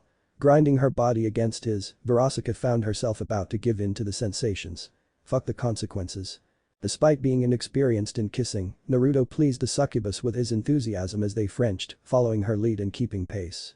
Sometimes she'd remove her lips but keep their tongues closed, staring into his mesmerized eyes and seeing a hint of something in their cerulean depths before descending back down. It was bliss. Eventually, Verasica pulled away, panting a bit, whereas Naruto looked as if he'd exhausted himself, which was impressive given his near-endless stamina. Wiping her mouth with the back of her gloved wrist, the succubus smiled at him and pecked his lips again before she got off Naruto. "I'll consider that my rent for the month," she stated softly, sounding happier. "You'll be trained as one of my bodyguards, which means that you and Vortex are partners now. See him when you can, okay?" Naruto only nodded as she walked towards the door, watching her hips sway hypnotically as she exited. He laid back down, hand on his jackhammering hard, unable to believe what just happened. Verasica meanwhile stood outside with a hand her lips, relishing in her actions. "Fuck, that was hot," she muttered to herself, dropping her hand from her lips to her chest. She still felt her heart racing, and she looked to the closed door over her shoulder with a smile. "He had such a fucked up life, but he still tried to cheer me up. What makes you so quick to overlook your problems, ninja boy? Why help me when you need it more than I do?" Those questions would eat at her mind for the rest of the night, and come morning, she would be no closer to an answer. A certain toad sage was on the verge of freaking out. He had woken up to find his charge missing and sent some shadow clones out to search for him. When they returned with nothing, he decided to use reverse summoning on him. It would shake the already strained relationship he had with his dead apprentice's son. But Jiraiya did not care since he was more concerned about where the brat was. When he attempted the jutsu, it only produced smoke with nothing revealed. Officially freaking out, he was trying to think of an excuse to give Tsunade when two small plumes of smoke exploded before him. And when the smoke cleared, he was concerned to see Fukasaku and Shima appear before him. Both elders giving the man stern expressions. "Jiraiya," Fukasaku began. "It's time for a talk. Can I talk to you later? I'm in the middle of a crisis, here," the toad sage tried to say. "Clearly, seeing as you've no clue as to the whereabouts of your newest student," Shima spoke up, making the color drain from Jiraiya's face. "I can explain," he attempted, before the two elders silenced him with matching glares. "No, Jiraiya. It's time that we explained what's going to happen and how you will have no part in it," Fukasaku stated firmly. "And before you get any ideas, Tsunade is already about to be informed as well. And while you will only receive a minimal explanation, she will be told everything." Swallowing thickly, the Sannin tried to laugh it off and asked, "Everything about what?" "About your failures as a master towards their apprentice," Shima started. "And about your failures as a godfather to Minato's tadpole," Fukasaku finished. It was at this moment Jiraiya knew he fucked up. Chapter 3. Meeting the whirling fish cake. Stella withheld a look of contempt at the reptilian imp before her. She knew this man only by reputation and hearsay, but whatever negative she heard could, reluctantly, be overlooked by the reviews she also heard about him. "So, what can I do for you, Gosha?" She heard him practically hiss out, particularly when stating her family name. "Information," she stated curtly. "I'm sure you felt that pulse of power a few nights ago, yes? Hard not to. From what I heard, it reached nearly the entirety of the Pride Ring. Why? Interested in the source? You and every big wig in this ring." "Dear," she smirked. "Perhaps, but I have more of an idea about who caused the pulse. I just need you to confirm it for me and give me anything you can find on them." "Yeah? And how much am I being offered for such a job?" Stella rolled her eyes at this. She had dealt with demons who were focused solely on the money they could extort for a job. They had certain tells or signs. But this demon, this striker, he pretended to be like that. Just as she was suppressing her disdain for him, he was doing the same thing. He lived up to the name of the uppermost ring. A demon who is ruled by his pride. He wanted to prove his so-called superiority over the more powerful or richer demons of hell. That didn't mean he wasn't going to not try extorting her for his services, so she silently called over the imp standing next to her, watching Stryker's reaction to the suitcase containing what she was willing to pay. "That is my offer. Take it or leave it," she firmly stated. A hastily hidden look of insult on his face almost made her smirk, but she was determined to ascertain the identity of whoever created that energy wave. So, she needed to remain calm. Scoffing, Stryker leaned back in his seat and readjusted the strand of weed he had hanging out of his mouth. "What can you tell me about them? Whoever the individual is, they are either an angel hiding here in hell, or they are a human that is very far from home. That's more than anyone else who hired you can tell you." He fraught a sneer at her comment. "You snubbed on what you're paying me because you knew other people hired me." She allowed herself to smirk once more. "That was part of it. The other." She gracefully stood up from her chair and turned around to leave. "Information isn't free. I'll expect a report on your progress within the week." Stryker fought his desire to attack the smug bitch who confidently had her back to him. He wanted nothing more than to tear into her with his bare hands and bathe himself in her so-called noble blood. But he restrained himself and walked off. He had a job to do and multiple clients wanting him to see it done. There could be another opportunity to kill the woman. Dressed in only her underwear and a bra in her room, Octavia huffed in annoyance as she plucked another feather from her thigh. She gave it a narrowed look before tossing it on top of a small pile on the floor. Stupid stress molting, she grumbled, remembering her father telling her about it when she was younger. Avian demons and birds in general will find their feathers molting if they're overly stressed. And given that her parents' fighting had escalated and that odd pulse of crazy energy washing over her, it was only a matter of time before she molted from the stress. It's rather aggravating, isn't it? She heard her mother ask from the door and Octavia turned to see her giving a faint smile. Molting outside of your natural time. She emphasized her query by shaking her head, throwing off some of her own loosened feathers from stress. Octavia was slightly surprised, not realizing how stressed her mother was. Yeah, definitely not a fan, the younger Gosha said, stressing the word as she pulled out another feather before putting her clothes back on. You were gone for a bit. Business. In a way. It was a personal matter that I attended to by hiring someone, Stella answered, walking off to her room while Octavia followed. I wanted to look into the energy wave from before and hired someone to investigate the source. You know who it is? Nothing concrete as of yet, but I have some ideas. Hence the investigation. Octavia hummed thoughtfully at that, pulling out her phone. Maybe someone posted something on social media about it. Possibly, Stella acknowledged, not too familiar with social media, but knowing Octavia had made a good suggestion. They entered Stella's room, with her having moved out of the main bedroom after Stola's affair on their bed. However, her room had some packed bags and suitcases, while another, which was partially filled, rested on her bed. Something Octavia noticed with a sad frown. Mom, she began in a low voice. While folding a coat and placing it in the bag, Stella replied, yes, dear. You and Dad aren't staying together, are you? Pausing in her packing, Stella turned to her daughter and saw her averted gaze while awkwardly rubbing her arm. The woman sighed softly and pushed aside the bag so that she could sit on her bed and offer Octavia a spot next to her. When Octavia took the offered seat, Stella answered, no, we're not. Your father and I are getting a divorce. But why? Is it because he cheated? Octavia asked, needing to understand her mother's decision. That was the final straw, to be clear.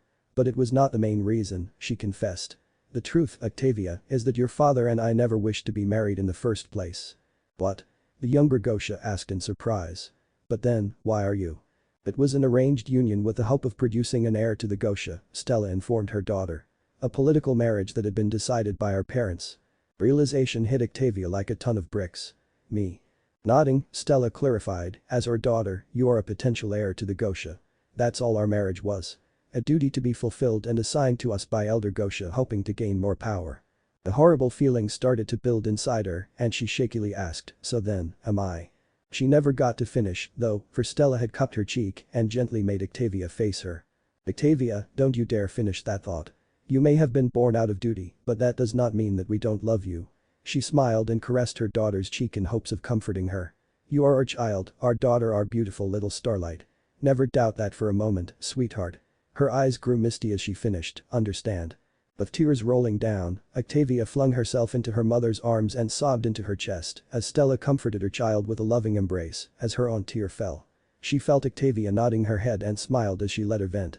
Afterwards, she would help Octavia preen the rest of her feathers. Back up top, Tsunade was currently looking over reports of a C-rank mission that had been completed by Team 8. It was a scouting mission along the borders between the Land of Fire and the Land of Rice, considering how the hidden sound had secretly been made within that country before the Chunin exams over a year ago. Nothing unusual, The Hokage asked after skimming the report, planning to look at it thoroughly after hearing from her subordinates. Nothing out of the ordinary, Lady Hokage, Kurenai answered. We couldn't get anything further without crossing the border, but we saw nothing noteworthy from our vantage points along the border. Well, no news could be good news, good work, regardless. Your pay will be placed in your accounts in the next couple of days. Dismissed. Teammate bowed to the woman, yet all but a certain young woman departed. Lady Hokage. Looking up from the report, Tsunade replied, something on your mind, Hinata. I was hoping to hear if you had any news on Naruto-kun. Jiraiya hasn't reported recently. With him and Naruto needing to be on the move so much, it doesn't leave much time to send messages. I see. A sudden poof of smoke interrupted them from speaking further and it was revealed to be 3 new occupants in Tsunade's office. Lady Shima. Lord Fukasaku, the last Senju greeted respectfully, earning greeting nods from the Toad elders. It's been quite some time since I last saw you both. I hope you're well. Well enough, given our age, Tsunade-chan, Shima replied with some amusement. You still look so lovely. Thank you. May I ask why you're both here with Jiraiya? Where's Naruto? She then remembered the other occupant and quickly ordered, "Hinata, you're dismissed. This conversation doesn't concern you." But Lady Hokage Hinata tried to argue, but a firm look from the woman silenced her. With a reluctant nod, she bowed and departed. "Please send in Shizune before you leave," Tsunade added, waiting for her assistant and first apprentice to enter the office before calling out, "Anbu, leave us." 4 blurs shot from different hiding places, gave their leader a bow in respect, and vanished. This allowed Tsunade to seal up the office from prying eyes and ears. "Now Jiraiya, where's Naruto?" Looking incredibly uncomfortable, the Toad Sannin muttered, "I don't know." "You don't know?" repeated the Slug Sannin with narrowed eyes, while Shizune looked concerned for the missing Uzumaki. "How could you not know?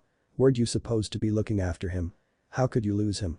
She was getting more worried with each inquiry about the young man who had helped her move past her emotional pain and inspired her to return to the Hidden Leaf. Her younger, distant cousin had quickly become someone she was both fond of and fiercely protective of. It didn't take long for Naruto to cement himself into her heart as someone important to her. Fukasaku waved her down to placate her worries. "Easy, Tsunade-chan. Naruto boy is fine. The reason I had Jiraiya boy bring myself and Ma here was to tell you what has happened recently involving Naruto boy." Tsunade gave her old teammate a dangerous look before leaning back in her seat and motioning everyone else to sit. She had a feeling this talk would take some time. "Go on, then." To be blunt, Fukasaku began, "Naruto boy is in hell." "What?" 3 different voices cried out, the suspects being Tsunade, Shizune, and Jiraiya, who had not been told what happened and was ordered to bring Ma and Pot-O to the Hokage. Hearing that his apprentice was in hell of all places was both shocking and unbelievable. Not to mention, it should be impossible. "Lord Fukasaku, please explain why is Naruto in hell?" Shizune asked anxiously, fear for Naruto's safety overwhelming her. Like Tsunade, Shizune came to see Naruto as someone she had bonded deeply with. If someone asked her to define what she felt for the young man, she would proudly say that Naruto was like the little brother she never had but always wanted. He was a person with incredible warmth and compassion for others that she wholeheartedly believed would become worthwhile.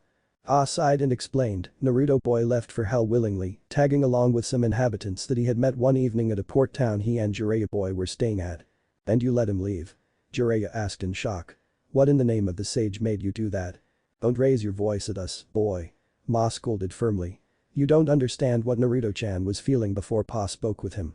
The boy was about to cancel the contract he made with the Toads." What the man gasped out, flabbergasted at the news. "Why would he?" I answered, "He's had enough, Jiraiya. Enough of the secrets, of the mistreatment, of the unrealistic expectations. Do you have any idea what he's been through, living as a Jinchuriki in this village? I know it was hard, but Minato. That boy's faith in the village does not excuse what they did to his son, and you know it." Ma cut off. "Honestly, sometimes I wonder what was going on in his head to make his son the newest Jinchuriki after the mayhem the Kyuubi caused." "Lord Minato was Naruto's father?" Shizune asked in shock. "The boy's parents are Minato and Kushina," Pa explained. "Kushina was the previous Jinchuriki, but somehow the fox escaped her seal. Considering how she and Minato were both masters of Kenjutsu, it stands to reason that someone interfered with the seal during Naruto boy's birth." "I've looked into how pregnancy affects a female Jinchuriki," Tsunade began, though there are very few cases on the subject in the history of Jinchuriki. "Apparently, the body's need to develop the child takes away from maintaining the seal used to restrain the Bijuu. Kunoichi who are pregnant suffer bouts of chakra drain and loss of control, since their chakra is also part of the development of the fetus." "If that's true, Lady Tsunade, then that supports the notion of outside interference in stabilizing the seal," Shizune commented with a frown. "But who could have known about the pregnancy and interfered? Something for us to look into," Tsunade planned before getting back on track. "Naruto must have found out about his parents, then. Am I right?" Nodding, Pa replied, "Naruto and I spoke at length after I found out he planned to cancel his contract with the Toads. On his last night here before going to hell, Naruto boy spoke with the demons that were performing a concert of sorts on the beach. The leader of the group offered him a job and asked him to think about it after they spoke about more personal topics that I won't divulge." "What sort of demon, Pa?" Jiraiya asked suspiciously. "A succubus demon. And before you say anything," he cut off before anyone could speak up, "the boy was of sound mind and under no influence whatsoever when he left. She did not charm him or cast some sort of spell on him, so relax." Tsunade and Shizune looked relieved, while Jiraiya asked, "What was the job and how long is he going to be employed by the demon?" "Security, bodyguarding, and being an assistant were the jobs he agreed to. As for how long? I cannot say, but Ma and I have promised to continue his training." "Training that you, Jiraiya-chan, have wasted," Ma accused. "Honestly, you wasted an entire year on the basics. Either you are spending more time on your damnable peeping, or Naruto-chan was incredibly underdeveloped as a ninja. Jiraiya Tsunade ground out. Why did you waste so much time for a whole year? And don't you dare say that the whole year was needed. The truth. Now. Well, you see Kakashi didn't. The man tried to shift blame, but was silenced when Tsunade slammed her fist on her desk, cracking the furniture in two with a perfect split down the middle. I focused more on my research, he reluctantly admitted. But it wasn't all the time. I also spoke with members of my spy network and looked into leads on either Orochimaru or the Akatsuki. Honest. I don't give a damn about that. What I do give a damn about is you squandering time with Naruto, your godson, and the son of your revered apprentice. You had the perfect opportunity to establish a real bond with him, you damned idiot. And what do? The same old habits of throwing concepts at him and ditching him. I know you, Jiraiya. I know that's how you trained Minato, and you were banking on a repeat success with Naruto. That's not true. Oh? Tell me then exactly how you taught Naruto the Rasengan. Or how to summon the toads. Go on. I'm listening, Tsunade challenged with a fierce glare. He attempted to explain before stopping, forcing himself to look back on how he had taught his godson how to perform two of the three jutsu that linked the young man to his deceased father. He recalled having Naruto sign the scroll and going over the basics of the summoning jutsu, only for Naruto to struggle. He recalled never once giving Naruto advice, save for exhausting all of his chakra for the sole purpose of calling upon the chakra of the Kyuubi. And then casually shoving Naruto into a chasm he could have died in if he hadn't gotten lucky with the fox in question. I didn't. He then recalled how he taught Naruto the Rasengan, which was being generous, even in his recollecting eye. All he showed was a single demonstration of each step, as well as the differences between a two-step and three-step Rasengan. Naruto was forced to develop a workaround because of his negligent teaching style. I saw him as another Minato, he finally confessed, his voice low with self-shame, ignoring the fact that they grew up differently. Minato had quality training with higher standards and had an intellect and instinct that few could match. He needed minimal guidance. Only requiring basic knowledge that he deciphered on his own. Tsunade, while still upset for Naruto's sake, couldn't help softening her glare at seeing her old friend looking so broken. Whereas Naruto grew up in a hostile environment and struggled just to understand basics because nobody bothered to teach him even that. I understand why you needed time to teach him those basics, Jiraiya, but you have to realize what your negligence as his master cost. He must have felt like you wrote him off, viewing him as lesser than the vices you preach about resisting, but always fall prey to. I know, Tsunade, I know.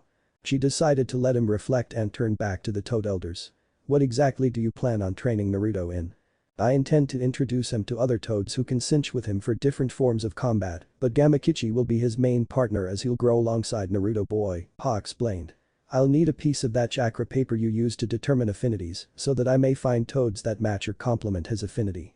Shizune, start a list. We'll need to add a few things for Lord Fukasaku and Lady Shima to take while instructing Naruto. Yes, ma'am, Shizune replied, fetching a paper and pen before taking notes. Perhaps a weapon for the boy as well, Shima suggested to her husband, who hummed at the idea. We'd request practice weapons for a sword, a polearm, and a more blunted weapon. Maybe even a shield like Gamaken uses.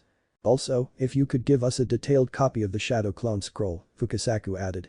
From what I can tell, there may be some more potential with that jutsu that Naruto boy hasn't discovered yet. Tsunade watched Shizune note everything down. Anything else? Give him this, Jiraiya suddenly spoke up, pulling out a notebook stuffed with extra pages and notes. He's in Uzumaki and the son of two legendary experts of Kenjutsu. He deserves to know their best skill.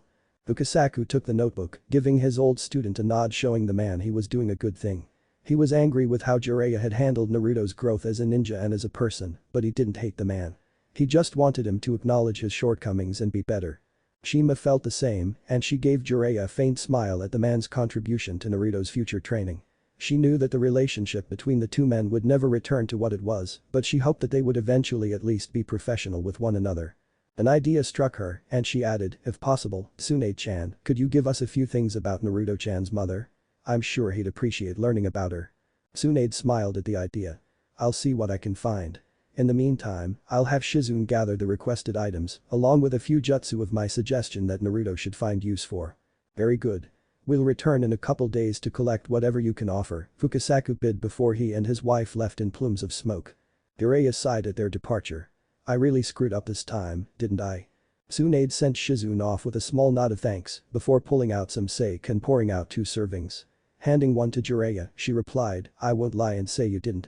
I trusted you with Naruto's well-being and he trusted you with his development. You fucked up. Pure and simple. I know that at least, now I do.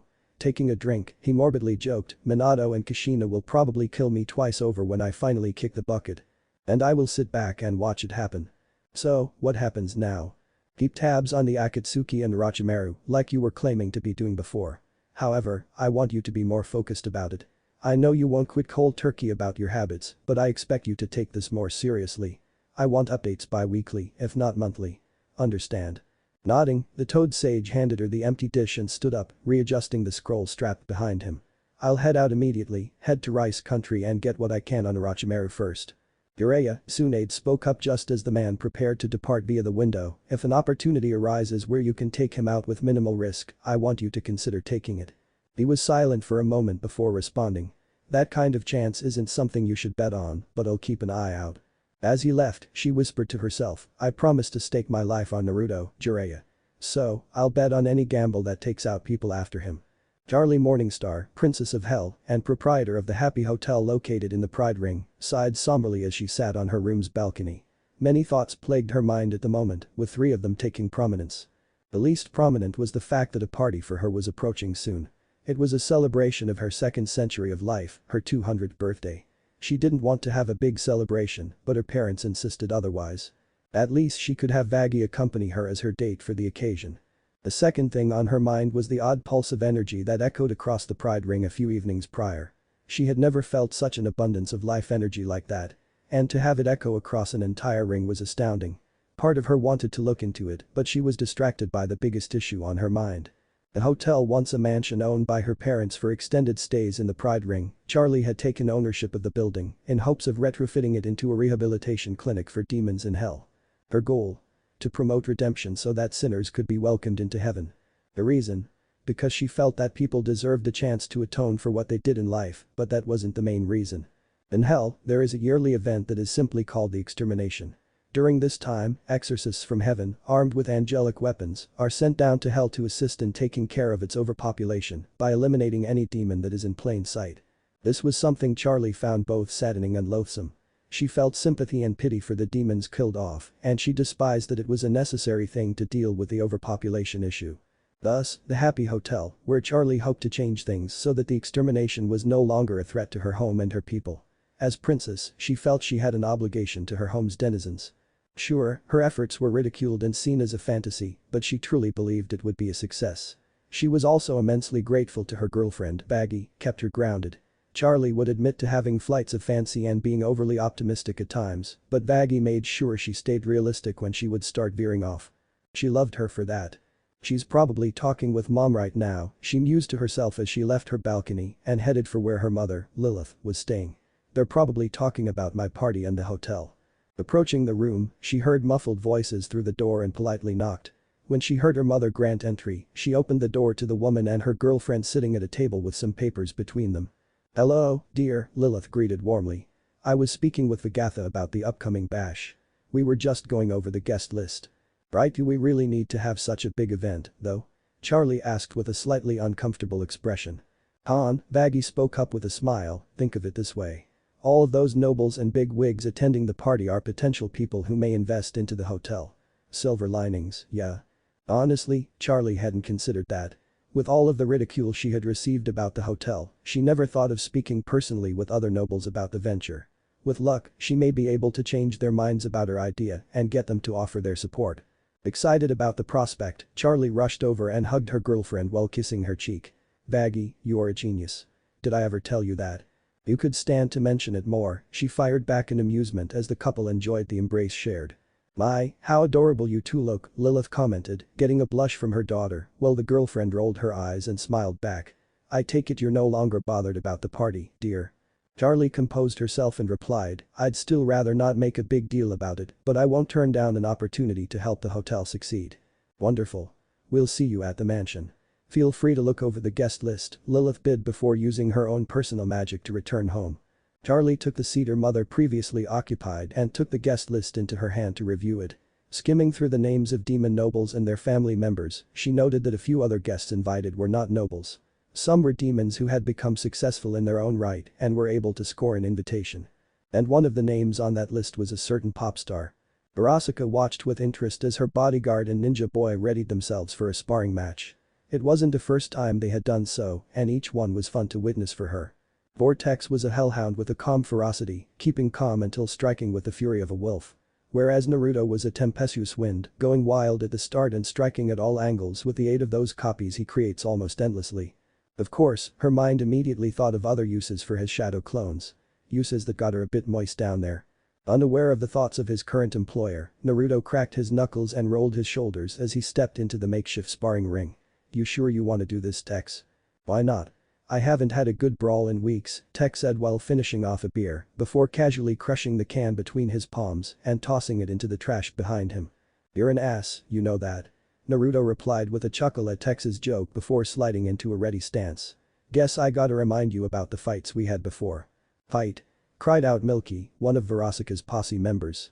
She was what people labeled as a short stack, a woman on the shorter side that had an impressive bust size, sometimes out of proportion with her height.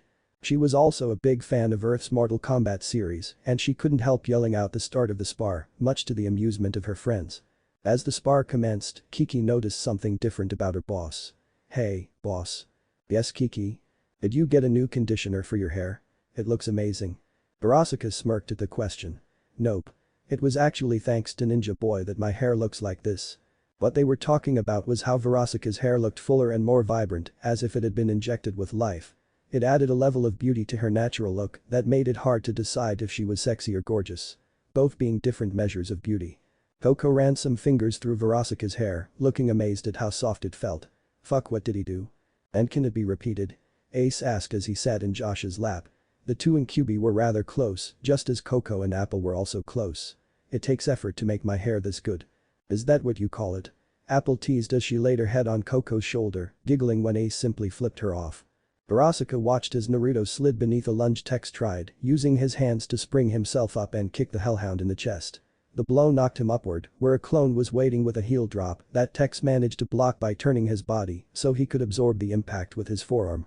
As the spar went on, she answered, "It has something to do with Ninja Boy's chakra. He was using it to clear out any knots in my hair as he brushed it with his fingers. He didn't use anything else but his fingers and his chakra." "Nothing else? Not even a comb?" Kat asked curiously. Normally, he wouldn't care too much about hair maintenance, considering he had a messy hairstyle that looked like bedhead. But he was intrigued by the human his boss invited into their group. It was amazing how well Naruto got along with the group. He had a certain charm to him that let him make friends with nearly anyone he met, and he was incredibly open-minded about things. When he saw that the posse had two homosexual couples within it, he didn't bat an eye and expressed a hope to meet someone he could care for in the future. That earnest desire for companionship made the posse chuckle, each of them already seeing their boss's interest in him.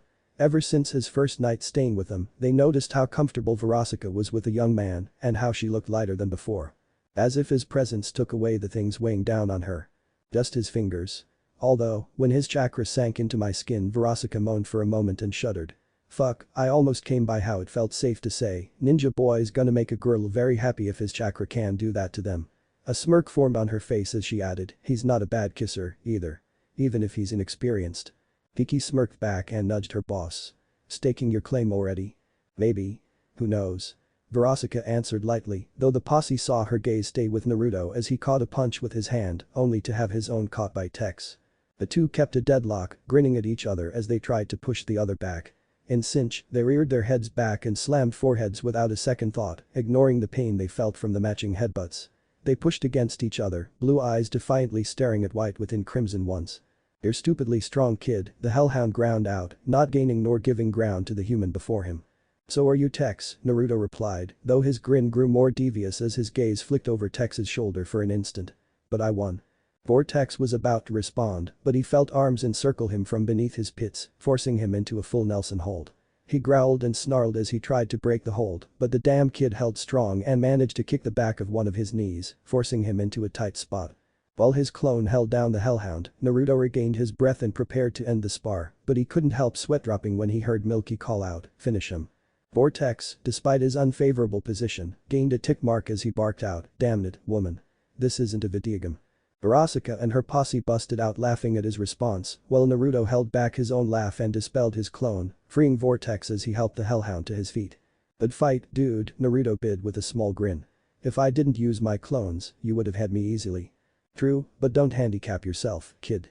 It's a stupid notion that based around honor or some other bullshit. In a real fight, honor means shit. It's all about either surviving or taking your opponent out. Get it? Got it? Good. Next time, I won't go down so easy," Tex challenged with a fanged grin. Smirking back, the Uzumaki replied, "Anytime, Wolfman." The two shared a knuckle bump before Naruto was surprised by Verasica draping herself over his shoulders from behind, her head beside his.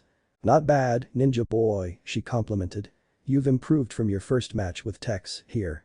Naruto cringed at the reminder. It wasn't a spar but a one-sided embarrassment. His movements were so predictable that he practically ran into Vortex's waiting fists. It really drove home how bad his so-called fighting style was and how reliant he was on mobbing people with his clones. "Thanks," he replied, turning so that he looked her in the eye. "Anything on your schedule today?" "Actually, yes." She grinned with a gleam in her eye as she held up a fancy-looking envelope. "Turns out yours truly has been invited to a party celebrating the 200th birthday of Hell's Princess. You mentioned royalty before. There's also a king." "Yep. Noble families have their own territories, but they all answer to the big man himself, Lucifer Morningstar. He was the original devil of this place, and he was once a servant of the biblical god before betraying him and falling to hell. His wife, Lilith, could be called the first succubus." That's interesting," he mused. "What about their daughter?" "Not much I can say about her, honestly. Her name's Charlie and she was on the news recently about some hotel she's opening here in the Pride Ring. All I know is that she was ridiculed for it, but I didn't pay attention since we left during the broadcast. It was for that concert we met at." "Ah. Well, maybe you can meet her at the party, seeing as you were invited and all." "Oh? And what makes you think I'm going alone? I can't go anywhere without my amazing bodyguard and my ninja boy." "Wait, we're tagging along?" The blonde Uzumaki asked in shock, while Vortex gave Verasica a knowing smirk that she winked at. "Clever, boss. Invite him along under the guise of protecting you, but in reality, taking him as your escort," mused the Hellhound. "You've really become interested in him, haven't you? So, because you and Tex will be coming with me, we all need new threads for the big bash. Which means we have some work to do." Naruto went pale with dread at what she was implying. "Oh, fuck me." Without missing a beat, the succubus woman replied, "Maybe later, if you behave." Naruto could only sputter as his pale face turned neon red at the insinuation. "Anyway, it's time for some shopping. Let's go, sluts. We got a lot of work to do and little time to do it." Knowing what she was referring to, Naruto cried out, "Oi. My clothes are not that bad." "Keep telling yourself that, kid," Tex fired back in amusement. "Trust me, ninja boy," Verasica added with an alluring smirk. "By the time we're done fixing your wardrobe disaster," she teased, earning a pout from him that she found adorable, "you'll have bitches hanging off you in seconds." The thought of that had Naruto swallowing a lump in his throat. He wasn't sure how to feel about the notion of being what Kiba had referred to as a babe magnet. He wasn't one for unneeded attention. But, seeing the way Verasica looked so excited about the venture, he couldn't fight the faint smile on his face. Ever since the first night, when the two opened up to one another, he felt himself growing closer to the woman with each passing day. Not to mention what she was doing to help his own self-confidence. He still couldn't believe she allowed him to see her in nothing but a bathrobe this morning. He found himself awkwardly sitting on her couch after being called to her room. She was finishing up her morning shower and he couldn't help blushing as his traitorous mind conjured up possible images of how she'd look in there. "How are you finding hell, ninja boy?" she called from the bathroom. "Oh. It's definitely not what I was expecting. I thought it'd be all fire and brimstone, you know." "That's the common misconception," she replied with a laugh. "Each ring has its own society and standards. You'll see for yourself eventually." "Right, so is there any particular reason I'm in your room while you shower? I could always come back later." "And miss seeing you squirm?" "Not a chance, ninja boy." Figures, he sighed out, earning another laugh from her that he smiled at. He liked how it sounded in his ears and it was better than how it felt hearing and seeing her cry. He felt his heart twist at the memory. He broke from his thoughts when he saw her bathroom door open, producing a wave of steam that she stepped out of, dressed in nothing more than a bathrobe while her hair was wrapped in a towel. Blue eyes couldn't help being slightly mesmerized by how beautiful she looked with her skin glistening from water that had yet to fully dry. Unknown to him, Verasica noticed his stare and internally smiled. She loved to tempt and tease. It was her nature. But seeing a genuine appreciation for her beauty was flattering on a different level. She couldn't explain it, but part of her wasn't keen on using her typical succubus tricks on the whisker-faced human sitting on her couch. She wanted to win him over naturally. Moving over to a vanity mirror resting on a makeup desk, she unwrapped her hair and attempted to brush it, getting it caught a few times in some knots, much to her frustration. She was so focused on her hair that she jumped when she felt a hand gently grasp her wrist holding the brush. "Here," she heard Naruto speak. "Let me help. You mind lying back on your recliner over there?" Curious about his request and enjoying his shy tone, she complied and sat in her recliner and leaned it back so that her hair hung over the edge.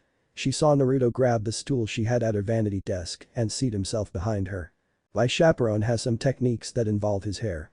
I overheard him complain about maintaining it a few times and it got me thinking. If he uses chakra to reshape his hair, why not use it to style it? She heard the strained tone in his voice when he referred to his so-called chaperone, but she didn't comment on it. She knew he must have been talking about the man who taught his father and was supposed to train him. So, she just relaxed and waited for him to try his chakra out on her hair. She trusted him not to ruin it, oddly enough. Something about Ninja Boy just made her trust in him so easily. Still, it caught her off guard when she felt a pleasant tingle from his fingers as they carefully ran through her locks, practically melting through the knots and smoothing her tresses with no effort. As for his chakra, she felt it move down her spine and through her body in a way that had her biting back a moan. She could tell he had no idea what he was doing to her, but his chakra was bringing her to a level of ecstasy that she was sorely tempted to take him, fuck the consequences. Just like the first night when she made out with him after their heart-to-heart. I she thought, fighting her instincts in favor of determining what she was feeling for the human driving her to climax with just his finger and chakra. I can't believe it. She was falling for him. Falling for a human she met solely on happenstance and invited to hell on a whim. But she couldn't help herself. He was just so earnest and kind, and he wanted to help people despite the shitty life he lived and the people who consistently wrote him off.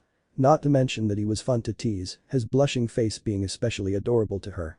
He had a heart of gold that he wore on his sleeve and she wanted that heart. She wanted him. By the time Naruto finished with her hair, Verasica was barely able to hold back her orgasm. It was another thing in his favor, his chakra and how addicting it was to feel. She gave away nothing though as she got up and walked over to her mirror. Holy shit, she gasped out, running her hands through her hair that looked so much fuller and framed her face beautifully. I look fucking gorgeous. Feeling pleased with himself and how she reacted, Naruto unconsciously replied, yeah, you do. Oh? She looked over her shoulder, her pink iris staring into his deep blues. You really think so, Ninja Boy? Despite the teasing tone, Naruto nodded sincerely. Absolutely. I mean, you're already pretty, but you look amazing right now, you know. He rubbed the back of his head sheepishly as he complimented her, his eyes closed as he laughed awkwardly. Because of that, he didn't see how her cheeks lit up at his honest admiration. Damn you, Ninja Boy. You can't keep doing this to me. Anyway, Naruto spoke again, breaking her from her thoughts, was there something else you wanted me for? I want to take you on that fucking couch and have you screaming my name as I give you the ride of your life, you damnable sweetheart. Her instincts raged in her mind, but she didn't give voice to them. I want you to spar with Tex again after we eat. I need to see if you've improved further from the previous one. Gotcha. I'll go get ready, then, he bid with a smile as he walked off. As soon as her door closed, Verasica shuddered and felt a wetness travel down her legs. I'm in trouble, she spoke softly, referring to her raging instincts as a succubus. She just hoped she could hold back before doing something that ruins what she has with her ninja boy. The evening of Charlie's party had come. Wearing a more regal version of her typical red tux, she was nervously standing at the door of the mansion and greeting guests after the staff had taken their coats and announced their arrival. Next to her, Vaggie stood silently while dressed in a pretty dress that was colored the same shade of red. As much as she hated the idea of her being silenced, most noble demons didn't take kindly to being addressed by sinner demons. She turned slightly to give her an apologetic glance, but Vaggie simply smiled in understanding. She smiled back before noting that Vaggie's smile turned to a look of shock, prompting Charlie to turn around and match that shock when she saw the latest guests to arrive. Presenting Miss Verasica Mayday, the imp at the door informed the princess. Verasica was dressed in a single-strap black dress that had a dark orange scarf made of silk draped over her shoulders. A deliberate decision so that it matched the tie worn by a certain someone. And that someone was Naruto, who was looking around curiously while dressed in a black tux with a dark orange tie. He'd never worn anything like it before, and while it felt restricting compared to his normal clothes, he liked how it made him look more mature and how it matched Verasica's outfit. Tex wore a tux, but the sleeves were deliberately ripped at the shoulders, and he wore no tie. He was here as a bodyguard, not as a guest. Well, Verasica began with a smirk, a happy birthday to you, princess. 200 years old. Congrats. Charlie gave a polite smile and nodded. Thank you, Miss Mayday. And welcome to our home. Appreciated. Not every day a succubus like me gets to chat up the big wigs of hell. And who's your escort? Charlie asked curiously. Giving a polite bow, Naruto greeted, I'm Naruto Uzumaki, Charlie Heim. Heim. Oh, sorry. Forgot that the suffixes I use aren't common. It means princess. I was referring to you by your title. I never heard of that before. I'd love to hear more about the other suffixes, Naruto. Smiling, he replied, I'd be happy to talk about them and anything else, Heim. She giggled at that and let them move on before greeting the next guest. However, her thoughts lingered on the human that was now a guest in her family's mansion. Stella sighed in annoyance after excusing herself from another noble who was more interested in stolas than her. With everything that's happened, one could forgive her for giving less than two shits about any possible ventures her soon-to-be ex might partake in. She was more concerned about how Octavia was faring. Her daughter didn't have much experience in large social gatherings like this, especially one centered on the high class. Taking a sip of the wine in her hand, she walked through the large room where most of the guests were socializing, keeping an eye out for her daughter. When she bumped into someone, she normally would have told them off. However, contact with them made her do something she had never done for anyone before, not even stolas. Her tail feathers presented themselves, showing off their design as she turned to who she bumped into. To her shock, it was a human, one who looked roughly the same age as Octavia. He was blonde with cerulean blue eyes and odd birthmarks on his cheeks that took the style of whisker markings. He was at least dressed for the occasion and gave her an apologetic glance. Sorry about that, miss. I was looking at the decorations and wasn't looking where I was going. Are you alright? He asked in concern. He's the one, Stella thought in disbelief. The one who created that energy wave. If that's true, then that means. Miss. Are you alright? He repeated, shaking her from her thoughts as she lowered her tail feathers and hid her embarrassment. For fuck's sake, I can't believe I presented myself to him, she mentally berated herself before clearing her throat. I'm fine. May I ask what an elemental is doing here in hell, especially when he's still alive? 1. Elemental. Isn't it a creature based around elements? I'm human, miss. I can see that, but you misunderstand. An elemental refers to the part of Earth that you hail from. Tell me, you're from the elemental nations, yes? Yeah. How did you know? He asked back, surprised she knew. Your part of Earth has been separated from the rest of the planet since its founding. Nobody knows why, but any contact from the world outside your own has never been established. That doesn't mean that those who perish don't share the same hell with the rest of the planet. I never knew that. Thanks for telling me, he replied with a small smile, giving her a grateful bow. Oh. I never introduced myself. Sorry about that. Clearing his throat, he continued, I'm Naruto Uzumaki. It's nice meeting you, miss. At least he's polite, she mused. My name is Stella. I am part of the Ars Gosha family. Naruto gave her a kind smile before it turned to one of concern again. You seem a bit anxious about something, Gosha-san. Are you alright? She gave him a smirk at his question. A word of advice, Uzumaki. Look out for yourself before concerning yourself over others. Here in hell, the people aren't afraid of taking advantage of others being needlessly compassionate. Noted, but you never answered my question. Well, isn't he a bold one, she thought, keeping her smirk. I was searching for my daughter. She's not used to social gatherings like this. I'd be happy to help you find her, he offered. I was told to socialize by Verasica, and I don't mind helping you. Verasica? You mean that succubus girl who promotes sexual acts? Yeah. She's my employer, currently. She offered me the option to come down here with her and her group, and I took it. You willingly came to hell? She asked with a raised brow. I know to many people it was probably a stupid idea. Incredibly so, she deadpanned. But I wasn't going anywhere back on Earth. I don't want to bother you with my troubles, so I'll just say that coming here was the best option for me and my future. Curious. Naruto perked up when he spotted someone and spoke, is that your daughter over there? Looking to where he was staring, she indeed noticed Octavia walking around awkwardly. In her dark violet dress, Stella had to mentally praise once again how lovely her daughter looked. Clearly, she got her mother's good looks. Over here, dear, she called out calmly, getting her daughter's attention and waving her over. Dear, this young man is Naruto Uzumaki. He's a human from the elemental nations, a subgroup of humanity that can use an energy called chakra. Octavia's eyes widened slightly at that, knowing that her mother was telling her that the human before her caused the energy wave that had a massive impact on her. She saw him give her a polite smile and bow. It's nice to meet you, he greeted. It's nice to meet you, too, she replied, slightly awkward. She'd never interacted with a human before, let alone someone with such powerful energy. Uzumaki, this is my daughter, Octavia, Stella introduced. She's a potential heiress of the Gosha. Sounds like you have a lot to live up to, he noted softly. If you don't mind some outsider advice. Intrigued, Octavia nodded her assent. Don't let the deeds of the people who came before you dictate how you should live. My father was hailed as a hero and a leader of my home village. I never knew him and I was treated as a poor second coming of him. I decided to live as me and not just as his son. Seeing the frown on his face as Naruto spoke of his father, Octavia wondered what happened to make him view the man so negatively. Still, she gave him a small smile and nodded her thanks for his advice, which she planned to take to heart. Thanks, I was wondering if I should be just another geisha, but I don't want to change who I am for people I've never met. Exactly. Don't let them decide who you are, Octavia. You are you, and that's all you need to be. With his piece said, he bid the two women farewell and nodded to someone behind them before he walked off, leaving the mother-daughter duo seemingly alone to contemplate his words. He's right, my owlet, a familiar voice spoke up, prompting them to turn and see Stola standing behind them. An heiress you may become, but never let that change who you are. You're our daughter, and nothing will change that. Smiling, Octavia replied, thanks, Dad. He smiled back before turning to Stella.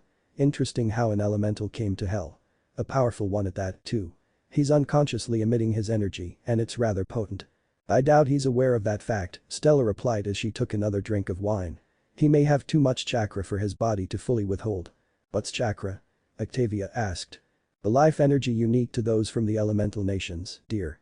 It is a mix of their physical and spiritual energies. Is it strong? That depends on the individual, Stolas answered. But based on what I can feel from him, I can safely say that his power could potentially match an overlord as is. Whoa, the youngest geisha uttered in amazement. Chuckling, Stolas added, I doubt he'd go to the trouble of picking a fight.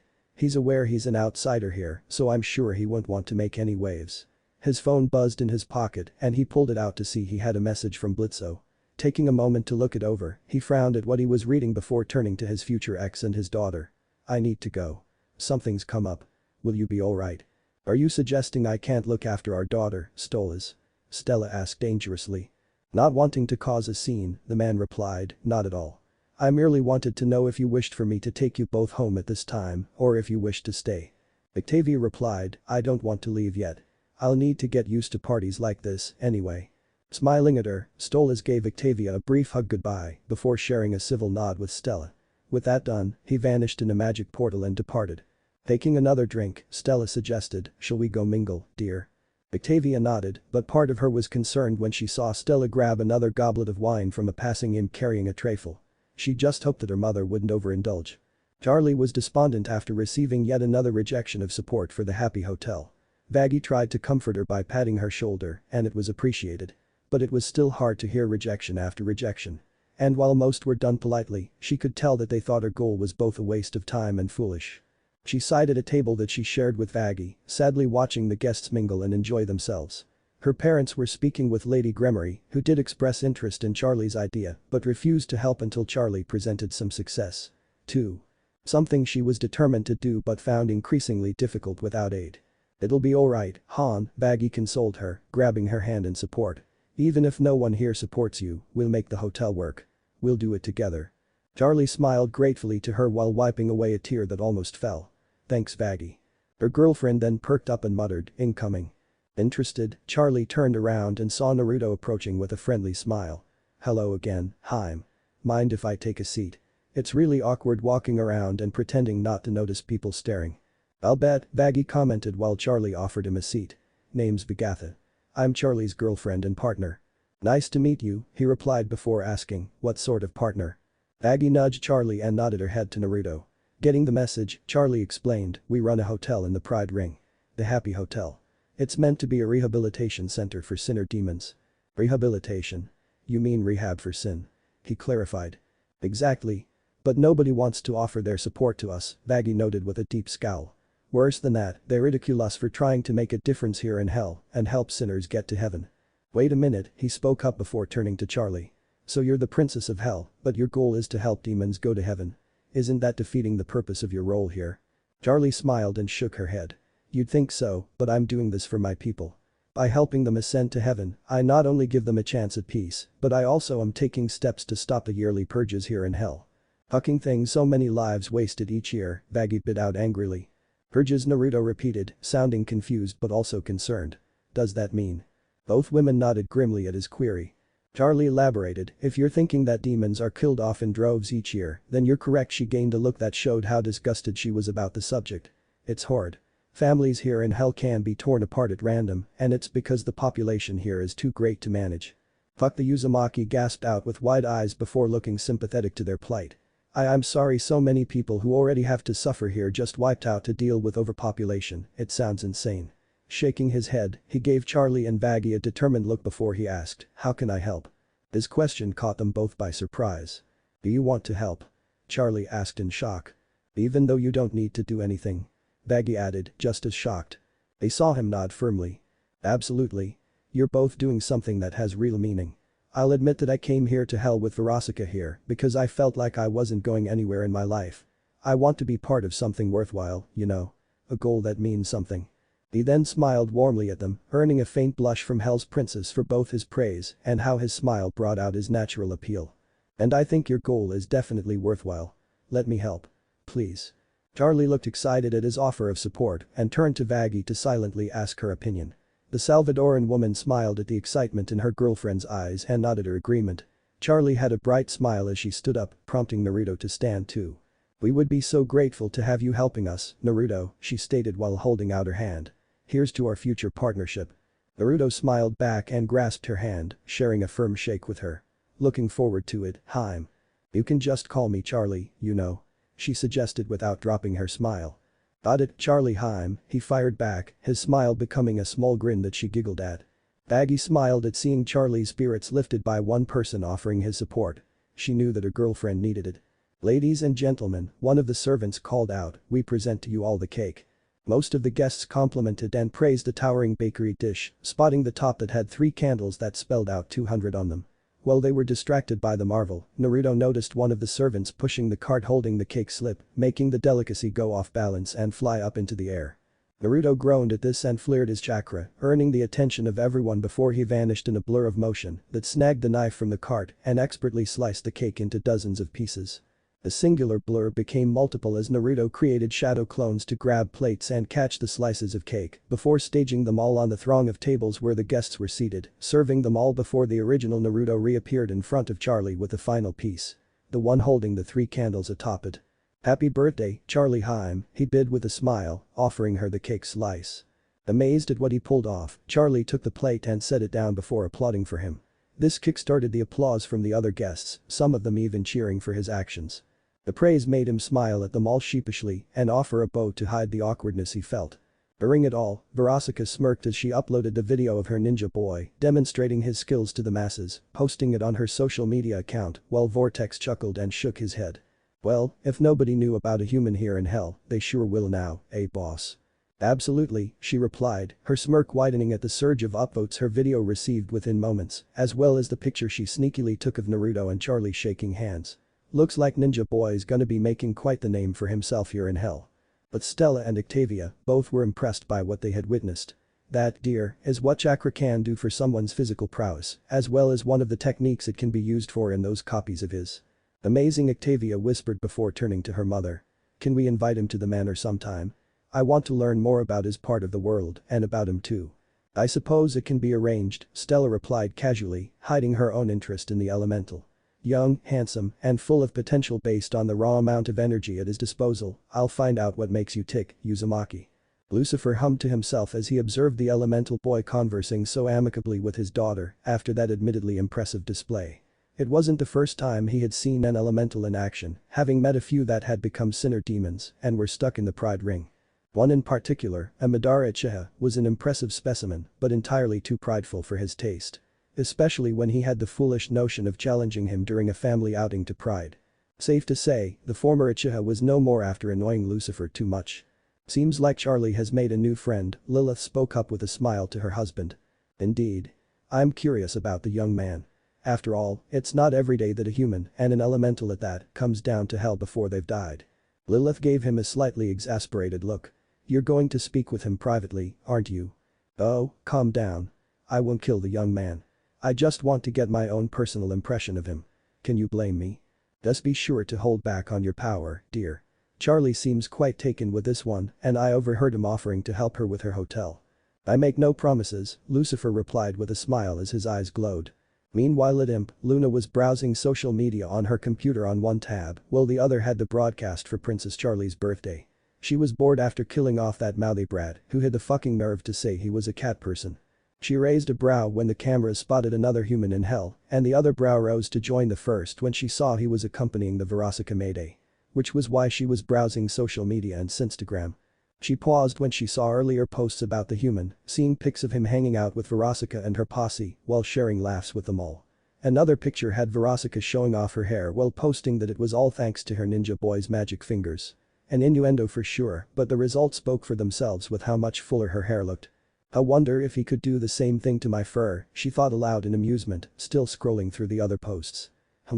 She paused when she saw a picture of Ninja Boy shaking hands with Charlie herself and sharing a smile with Hell's Princess, interested in what the gesture could mean for the future. She then noticed a new post and clicked it, only to have her eyes go wide when she saw what Ninja Boy was capable of when he carved the large cake into perfect slices and presented the crowning piece to Charlie. Not bad, she mused, wondering in the back of her mind if this human was responsible for that energy wave a few days ago. What she knew for sure was that Hell was in for some interesting times with this new guy in town. Chapter 4. Making Waves. Verasica, after uploading the pictures and video of her ninja boy, watched in amusement as Naruto turned positively red in embarrassment at the applauding guests. From this one moment of response to praise, she could tell that the Uzumaki was quite a stranger to positive reinforcement or even supportive words or actions. Part of her was pleased about this because it gave her a means of exploitation. But that was drowned by the larger part of her that felt sympathy for the whiskered blonde. To have grown up into his teenage years without much support must have been a struggle, and it only reinforced everything he told her during his first night in hell. Next to her, she could tell that Vortex also noticed this and was frowning faintly. It still amazed her how quickly Naruto had connected with and bonded with her posse. Tex especially. The two teased each other like they were brothers, and Tex imparted some words of wisdom to the young man like an older sibling would their younger. So, it didn't surprise her that Vortex was feeling some resentment for Naruto's home for how little they supported him as a person. Well, he's looking much better than he was back at your concert, Mayday, she heard a woman comment beside her, coupled with the scent of a certain alcohol she indulged in. Turning, she smirked at the speaker. A tall fox-like demon with insect-like features, multiple arms, a pair of antennae attached to her ears, and a small pair of insect wings and yellow and pink striped fur like a bee, alongside black markings that give a dripping appearance down her arms and legs. Her hair and tail appeared to be made of either honey or some sort of lava lamp fluid and glowed bright pink, blue, and orange, with her stomach also being akin to a lava lamp. She had a pink stripe on her head, and her outfit consisted of a pink sleeveless crop top with a heart-shaped cutout, white markings underneath turning into a paw with claws, and a white pair of short shorts. Well, if it isn't the HBIC of the gluttony ring, she replied. Was wondering if you'd show up or if you had another party going on back home. Smirking back was Beelzebub, otherwise known as Queen Bee. How are things going, Mayday? Noticed you picked up a stray. No offense, Vortex. Shrugging, the Hellhound replied, none taken. Things are going very well, actually, Verasica answered the voracious in. And I didn't so much pick up a stray as much as hired on a promising young man to act as my security. Is that so? Well, whatever you're doing, keep it up. That interested the sex idol. Oh. Not going to reprimand me for bringing a human to hell. After seeing what he was like at your concert. He needed someone to pick him up. Beelzebub looked at Naruto conversing with Charlie and Baggy, smiling faintly as Verasica and Vortex also watched. From what I could taste coming from him, he was in a bad place. I even offered him some booze and tried to get him to join me down on that beach, but he refused. You were there? Vortex asked curiously. She followed us to make sure we didn't go overboard in the elemental nations, Verasica informed him. I was told not to say anything about it, but if she's openly admitting it, then there's no need for staying quiet. I was in disguise, Beelzebub explained, briefly changing into a brunette human in a bikini before shifting back. He refused my offers of booze and company, saying that he wanted to be alone. He was dealing with some personal shit. I think I know what that personal shit was, Verasica noted with a small sigh. Still, I'm surprised you just let him be. I thought you were all for the parties. I enjoy giving people a fun time, getting them to let loose and have some fun. But I also know what it means to use fun as a crutch to run away from your problems. The fact that he rejected both showed me that he isn't the type to look for an easy out. I already had respect for him before his debut tonight. Raising a brow, Verasica asked, and after? He's a good man, and I say that in spite of him still being a teenager, she replied honestly. He knows what bothers him, and he doesn't take any easy roads to deal with it. Not to mention that he's engaging with our little princess over there with genuine interest and enthusiasm. Sounds like you like him. And you don't. Beelzebub calmly challenged with a knowing smile that made Verasica blush faintly. I can taste your feelings, Mayday. Don't forget that. What's your point? Verasica fired back a bit hotly. My point is that I'm glad you're finally moving on. I was just about to cut you off from my supply of Beelzebubs with how much of the shit you've ordered recently. She smiled genuinely at the succubus and finished with, it's nice to taste real interest and not just lust or desire, you know. Verasica blushed once more, while Vortex chuckled softly at his boss being called out so casually. Anyway, I think I'll go properly introduce myself to Hell's newcomer, Beelzebub bid before she left the succubus and Hellhound. Verasica sighed faintly. I hate being called out like that. Beelzebub does her own thing, boss. You know that, Tex reminded her. Besides, it's good to see that you're not denying what you're feeling for him. The others and I were starting to worry about you. Despite her annoyance, she couldn't help smiling at Vortex's words. Sorry about that. Anyway, what do you say about Ninja Boy's employment going from part-time to full-time? Giving a fanged smirk, he replied, I think that's a great idea. Could you tell me where you're from, Naruto? Charlie asked as she, Baggy, and the blonde Uzumaki sat at the table once more, partaking in the cake together. I'm from the elemental nations up top, he answered. It's a massive continent that is divided into a dozen or so different countries and is populated by humans who have chakra. And chakra is Baggy asked curiously.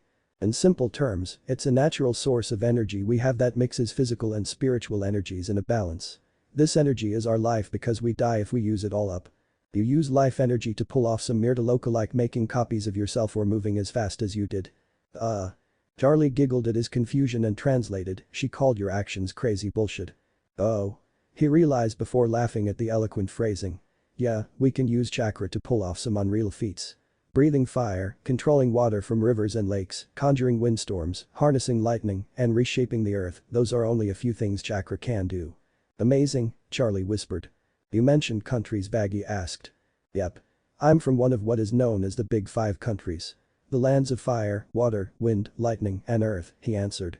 I was born in the Hidden Leaf village of the Land of Fire. Village, Charlie repeated. Hidden village, he clarified, but chuckled. Though, it's anything but hidden. We just call them hidden villages because they're surrounded by what they're named after, and also the hidden villages have military forces of shinobi. You're a soldier? But you're so young.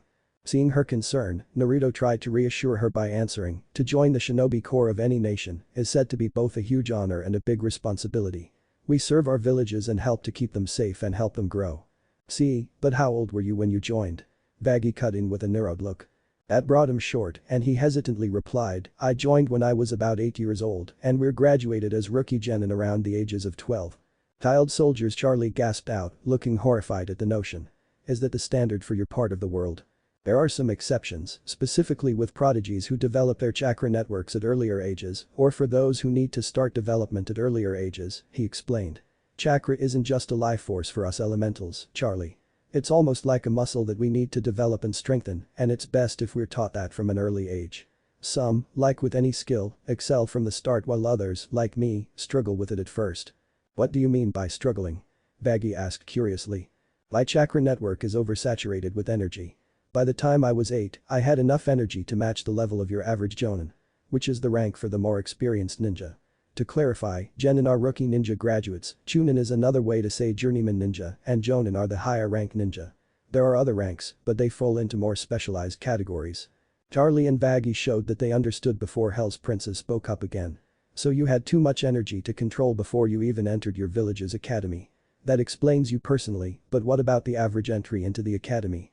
8 is the standard age. To be honest, I should have been enrolled a year or two earlier than average, but the Hokage, the Hidden Leaf's leader, wished for me to have a more normal childhood since my circumstances are more unique in the elemental nations. Which are? Personal, Naruto answered, and while he wasn't rude, he spoke firmly to get his point across. Charlie had a concerned look on her face, but she respected his desire for privacy and dropped the subject. Baggy then asked, what happens after you graduate? Well, even after we graduate, most genin rarely see actual combat until a year or so. At most, we're usually stuck with D ranks, his brow twitched to their curiosity, and the occasional C rank. And those are missions, if you can call them that. D ranks are, to be blunt, chores meant to help promote genin working together to get a job done. They can be a variety of things like walking dogs, tending to gardens. They saw his brow twitch again. Patching Tora fuck that cat, he grumbled before composing himself again. Meanwhile, C ranks are more serious things like delivering important documents or supplies, helping patrol borders, or something like security detail for minor clients, he finished, failing to fully hide another twitch at that last example. Something happened on a security mission, Charlie questioned with a raised brow. Yeah, but I'll tell you about it another time. Looks like you're being called over by someone. Charlie and Vaggie looked to where he was gesturing, spotting Lilith casually waving them over, while Lucifer spoke with another guest. They sighed in tandem before getting up from their seats. Duty calls, Charlie quietly grumbled before she perked herself up and pulled out a business card. Here you go. Taking the offered card, Naruto read the front and saw that it was a card for the Happy Hotel, complete with a phone number and address. He smiled and pocketed the item before nodding to the two women. I'll be sure to come check the place out. Maybe I can get Verasica to pitch in, too. Charlie looked optimistic, while Vaggie was visibly unsure about the idea of a succubus offering her support to what was essentially a rehab center for sinner demons. Still, she said nothing and followed Charlie over to Hell's King and Queen. Naruto leaned back in his seat and observed the other guests, feeling a bit bored and out of place at the party without anyone to talk to. This event was for the noteworthy people of Hell, and he was just a human who happened to meet Verasica and interest her enough to bring him here. Part of him wondered if he rushed into this decision to come to Hell. He knew that, if he told anyone else what he had chosen, they would call him an idiot and question his sanity. Like Stella had said, it was an incredibly stupid decision to the average person. Naruto's circumstances were different. He honestly believed coming here with Verasica was his only option. He wasn't getting anywhere with Uraya and his so-called teaching methods. Naruto wouldn't have been surprised if the man simply wrote him off because he showed none of Minato's instinctive talent. And that made the young Uzumaki hate his father even more because his death left a lasting shadow from which he could never escape. He sympathized with Konohamaru more, now. Feeling a kinship with the boy because he was always seen as the grandson of Old Man Third. To the people who knew the truth and never bothered to tell Naruto, they probably only saw him as either the Kyuubi kid or Minato's failure of a son. It annoyed him because he now had two shadows he was trapped within. The shadow of his legendary father who was hailed as a hero, and the shadow of the monstrous Kyuubi who laid waste to the Hidden Leaf. Very few people would look at him and see just him, for he was always overshadowed by the legacies of others tied to him. Naruto wouldn't be surprised if his mother had a shadow he fell under, but he couldn't find himself to be as angry about it. After all, nobody ever referenced her during his academy days or when he was an active ninja. In fact, according to Pa, he had a whole clan that nobody bothered to talk about. It was always about the clans born in or part of the Hidden Leaf. Never about a foreign clan. But the sigh, he was about to stand up when he heard a chair scrape the floor and saw that someone had joined him at the table. She looked like a fox-based demon, but with strangely fluid hair, forearms, and clothing similar to Verasica's. Hey there. She greeted. For some odd reason, Naruto felt like he should know this woman, but he was drawing a blank. So instead, he smiled and replied, hello. I gotta say, Blondie, you're looking a lot better than the last time I saw you. We met before. Yep. You probably wouldn't remember since I was in disguise when we talked.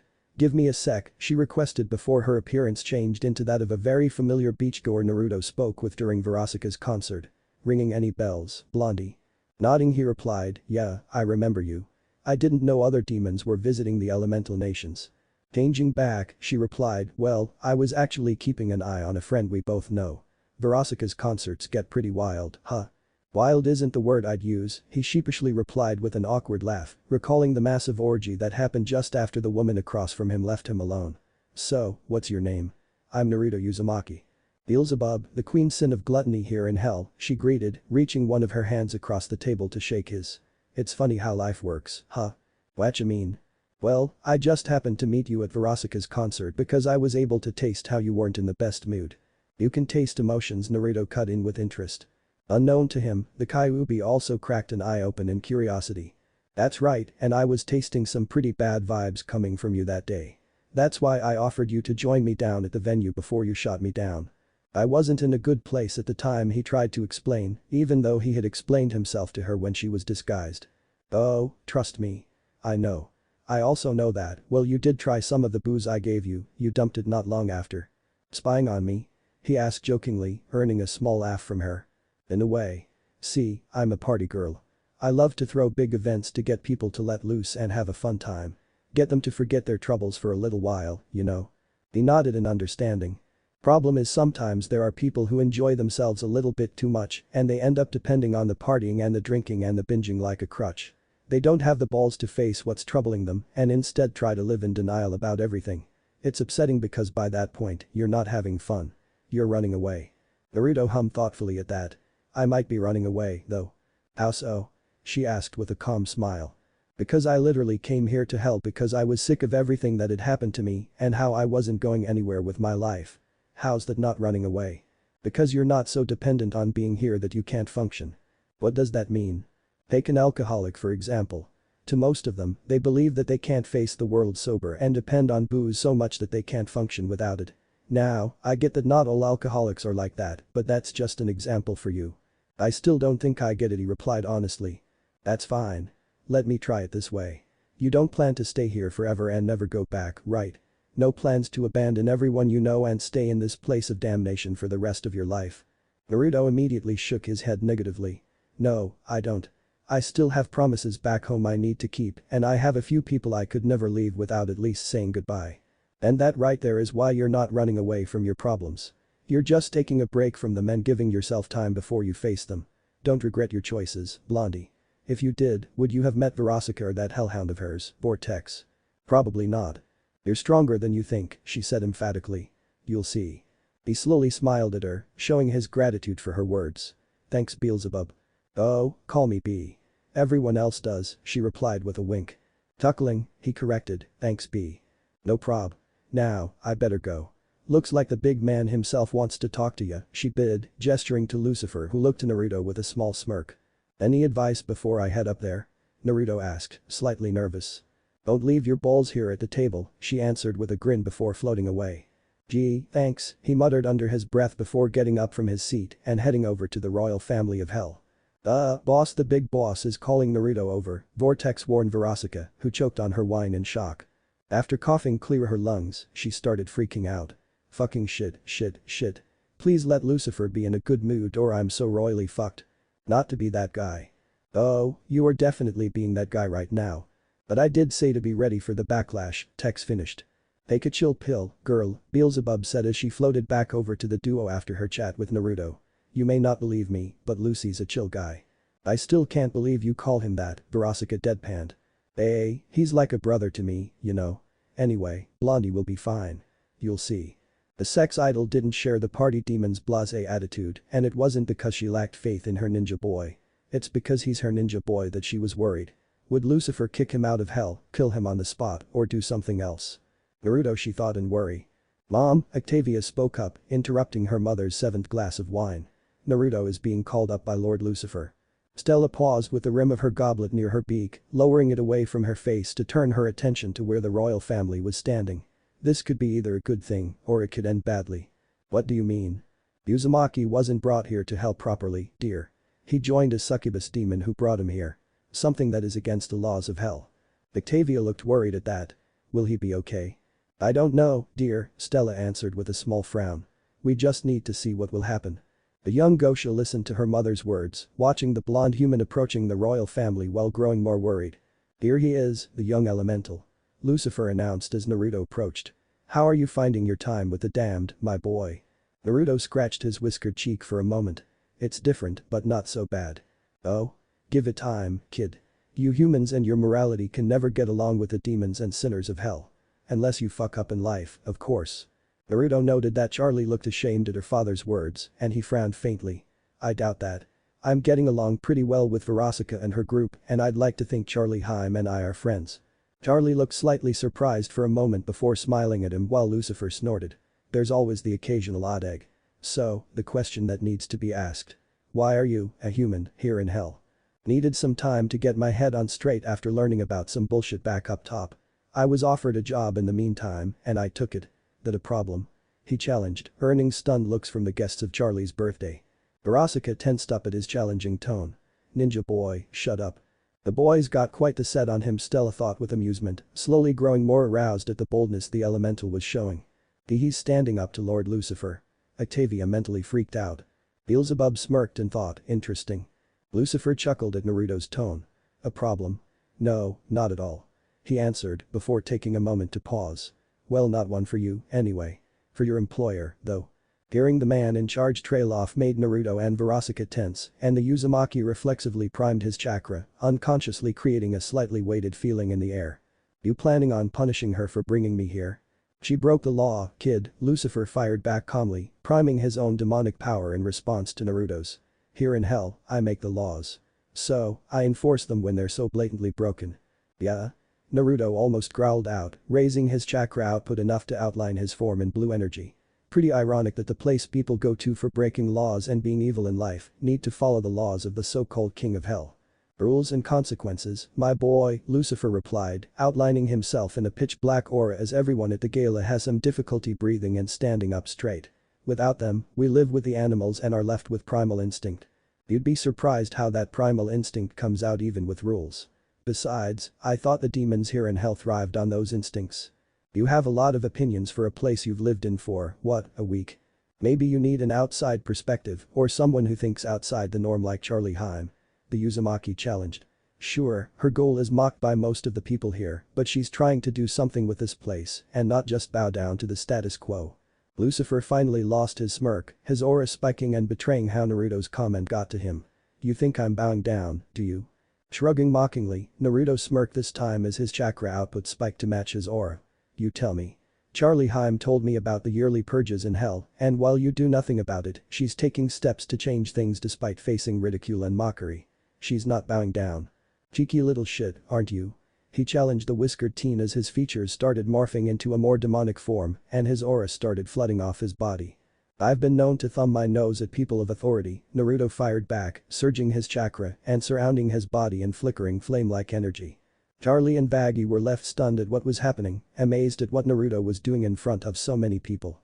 Lilith could only sigh at her husband's actions, though she was impressed with the human standing up to him and boldly showing so much support for her daughter and her goals with that hotel of hers. Perhaps he could be exactly what Charlie needs to garner support, she mused. She wanted to believe in Charlie's dreams of helping sinner demons rehabilitate and earn the right to go to heaven, but the odds were so stacked against Charlie that Lilith was worried she'd only fight a losing battle and get hurt. With Naruto so vocally throwing his support and calling out her husband on his hands-off attitude regarding the purges, a small bit of hope was starting to spark within her. But Stella and Octavia, both had been heavily affected by the clashing power flex between Lucifer and Naruto. So much so that their conscious thoughts took a dip into the realm of fantasy. Oh, fuck. Stella cried out in her fantasy, her back pressed to the wall of her bedchamber as her body was racked with pleasure. The source of said pleasure was a certain blonde human thrusting into her, well outlined in that orgasmic chakra of his, pounding away inside of her while holding her up by her waist. You like that? Fantasy, Naruto asked her as kept thrusting. Yes. Don't stop. Don't you fucking stop. Her fantasy self demanded as she rode the waves of ecstasy. Fuck, Stolas can't even compare to you, you goddamn animal. Sadly for the Gosha woman, her fantasy faded away just before she could reach release. Octavia's fantasy was far tamer than her mother's, but it still involved the blonde elemental. Her back was pressed to the wall as he slammed a palm next to her head, and she looked up to see his blue eyes, those gorgeous blue orbs staring at her with open desire and a confident smirk. Remember, via fantasy, Naruto spoke almost sensually, don't let anyone decide for you. What do you want to do? He leaned in as he asked her, and she was lost in his eyes for a moment before her thoughts turned a bit naughty. Blushing, she reached up and briefly stroked his cheek before kneeling down, so she was level with his waist. Her hands reached for his belt, but she hesitated. It's your decision, Via, he reminded her fantasy self, spurring her on. She grasped the buckle of his belt, anxiously freeing it as she unbuttoned and unzipped his pants to reveal. Octavia flinched at the sound of shattering glass, blinking her hazy vision away as fantasy gave way back to reality. Wondering what had happened, she looked around only to see that her mother had dropped her glass, which had broken the spell Naruto's chakra had unconsciously put over her. And while Octavia was blushing in embarrassment about her thoughts, Stella's face was full of arousal, and she sensually licked her beak in anticipation. Looking at the human in a new light, her eyes gleamed with desire and raw lust. Oh, yes, that boy will be mine, she mentally promised. Beelzebub was impressed with Naruto's power flex against Lucifer and how their energies were still surging without signs of stopping. And to think, Naruto only called upon his power after Lucy threatened punishment upon Mayday. Damn, Blondie looked tough already, but fuck, he's got some serious fucking balls to stare down Lucy like that. And what a sweetheart too, doing it all to protect Verasica. I swear, that girl found herself a good one, she thought before an idea sprung into her mind. Looking to the absolutely shocked Verasica while also tasting the building lust and desire coming off of her, B leaned over so that she could speak directly into her ear. "Better snag and bag him while you can, Mayday," she warned teasingly. "Because if you don't fuck him," she leaned even closer to practically breathe into her ear, "then maybe I'll take him for a wild ride." That snapped Verasica out of her shock and she turned to the queen of gluttony with demonic eyes and her spaded tail coiled angrily. "Not a chance, bitch," she growled back, sounding possessive. "Naruto's my ninja boy and if I ever plan to share him, it'll be after I give him the ride of his fucking life." Beelzebub simply smiled confidently and floated off while bidding, "Better do it soon." Then as she left, she conjured up some mouthwash and gargled it before spitting it into an empty wineglass. "Ugh, the overabundance of lust in here tastes like piss." She took a brief moment to look toward the Gosha duo, smirking with interest. Although Lucifer had to admit if only to himself that he was genuinely impressed with the blonde Uzumaki's ability to match him so well in raw energy output. Oh, he knew exactly who this young man was, sensing the secondary energy source within him that was full of wrath and pride. Nothing that the Uzumaki himself had within him. To be fair, there was wrath in the Uzumaki, along with some envy. But they weren't nearly as high as, surprisingly, his gluttony. It was a curious thing, sensing something other than wrath or envy within a Jinchuriki. 1. "You know, kid," he began, easing up on his aura and smiling calmly, "you're not bad. Definitely more interesting than the average human, for sure." Naruto, however, didn't back off on his chakra output and kept a narrowed gaze on the king of hell, making the man roll his eyes. "Oh, calm down already. I'm not going to punish anyone, so you don't need to worry about that little succubus of yours." Naruto's eyes narrowed a bit more as he replied, "Do I have your word?" "Persistent little punk," Lucifer fired back in amusement. "You Uzumaki were always a stubborn lot and crazy as shit too." He chuckled in recollection before offering his hand to the whiskered blonde. "I give my word so long as you don't cause trouble here, of course." Naruto stared at the hand for a moment before slowly restraining his chakra so that it was calm again. He then reached out to shake the fallen angel's hand, finding himself pulled forward so that the man could speak into his ear. "I mean it, kid. I know how destructive you Uzumaki can get. Not to mention being a Jinchuriki on top of that. Behave yourself or else." "Still trying to enforce rules, huh?" Naruto challenged calmly. "Fuck the rules." Pulling away, Lucifer genuinely laughed at that last shot, impressed with the set of balls the Uzumaki team had on him. "You know, I think you'll fit in just fine here, kid. Enjoy the hospitalities hell has to offer and I'm looking forward to seeing what you can do for my daughter's little project of hers." Charlie and Vaggie sighed in relief before they gave Naruto grateful looks. Charlie even mouthing a heartfelt thank you to her fellow blonde. He also caught a small smile from Lilith and he gave both members of the royal family a smile in response before he walked off and returned to Verasica. He saw Beelzebub heading his way and she had an amused look on her face. "Making waves, eh, blondie? I'm just looking after my friends. If I can, I will. I've always been that way." Her amusement softened to a smile. "I can tell. Hey, if you ever want to take a load off and enjoy a party," she offered him her own card, "hit me up." Taking the card, he chuckled and replied, "You told me to hit you up back at the beach, you know." "Well," she dragged out with a wink, "you interest me, Uzumaki. Anyway, I wanted to have a chat with Lucy."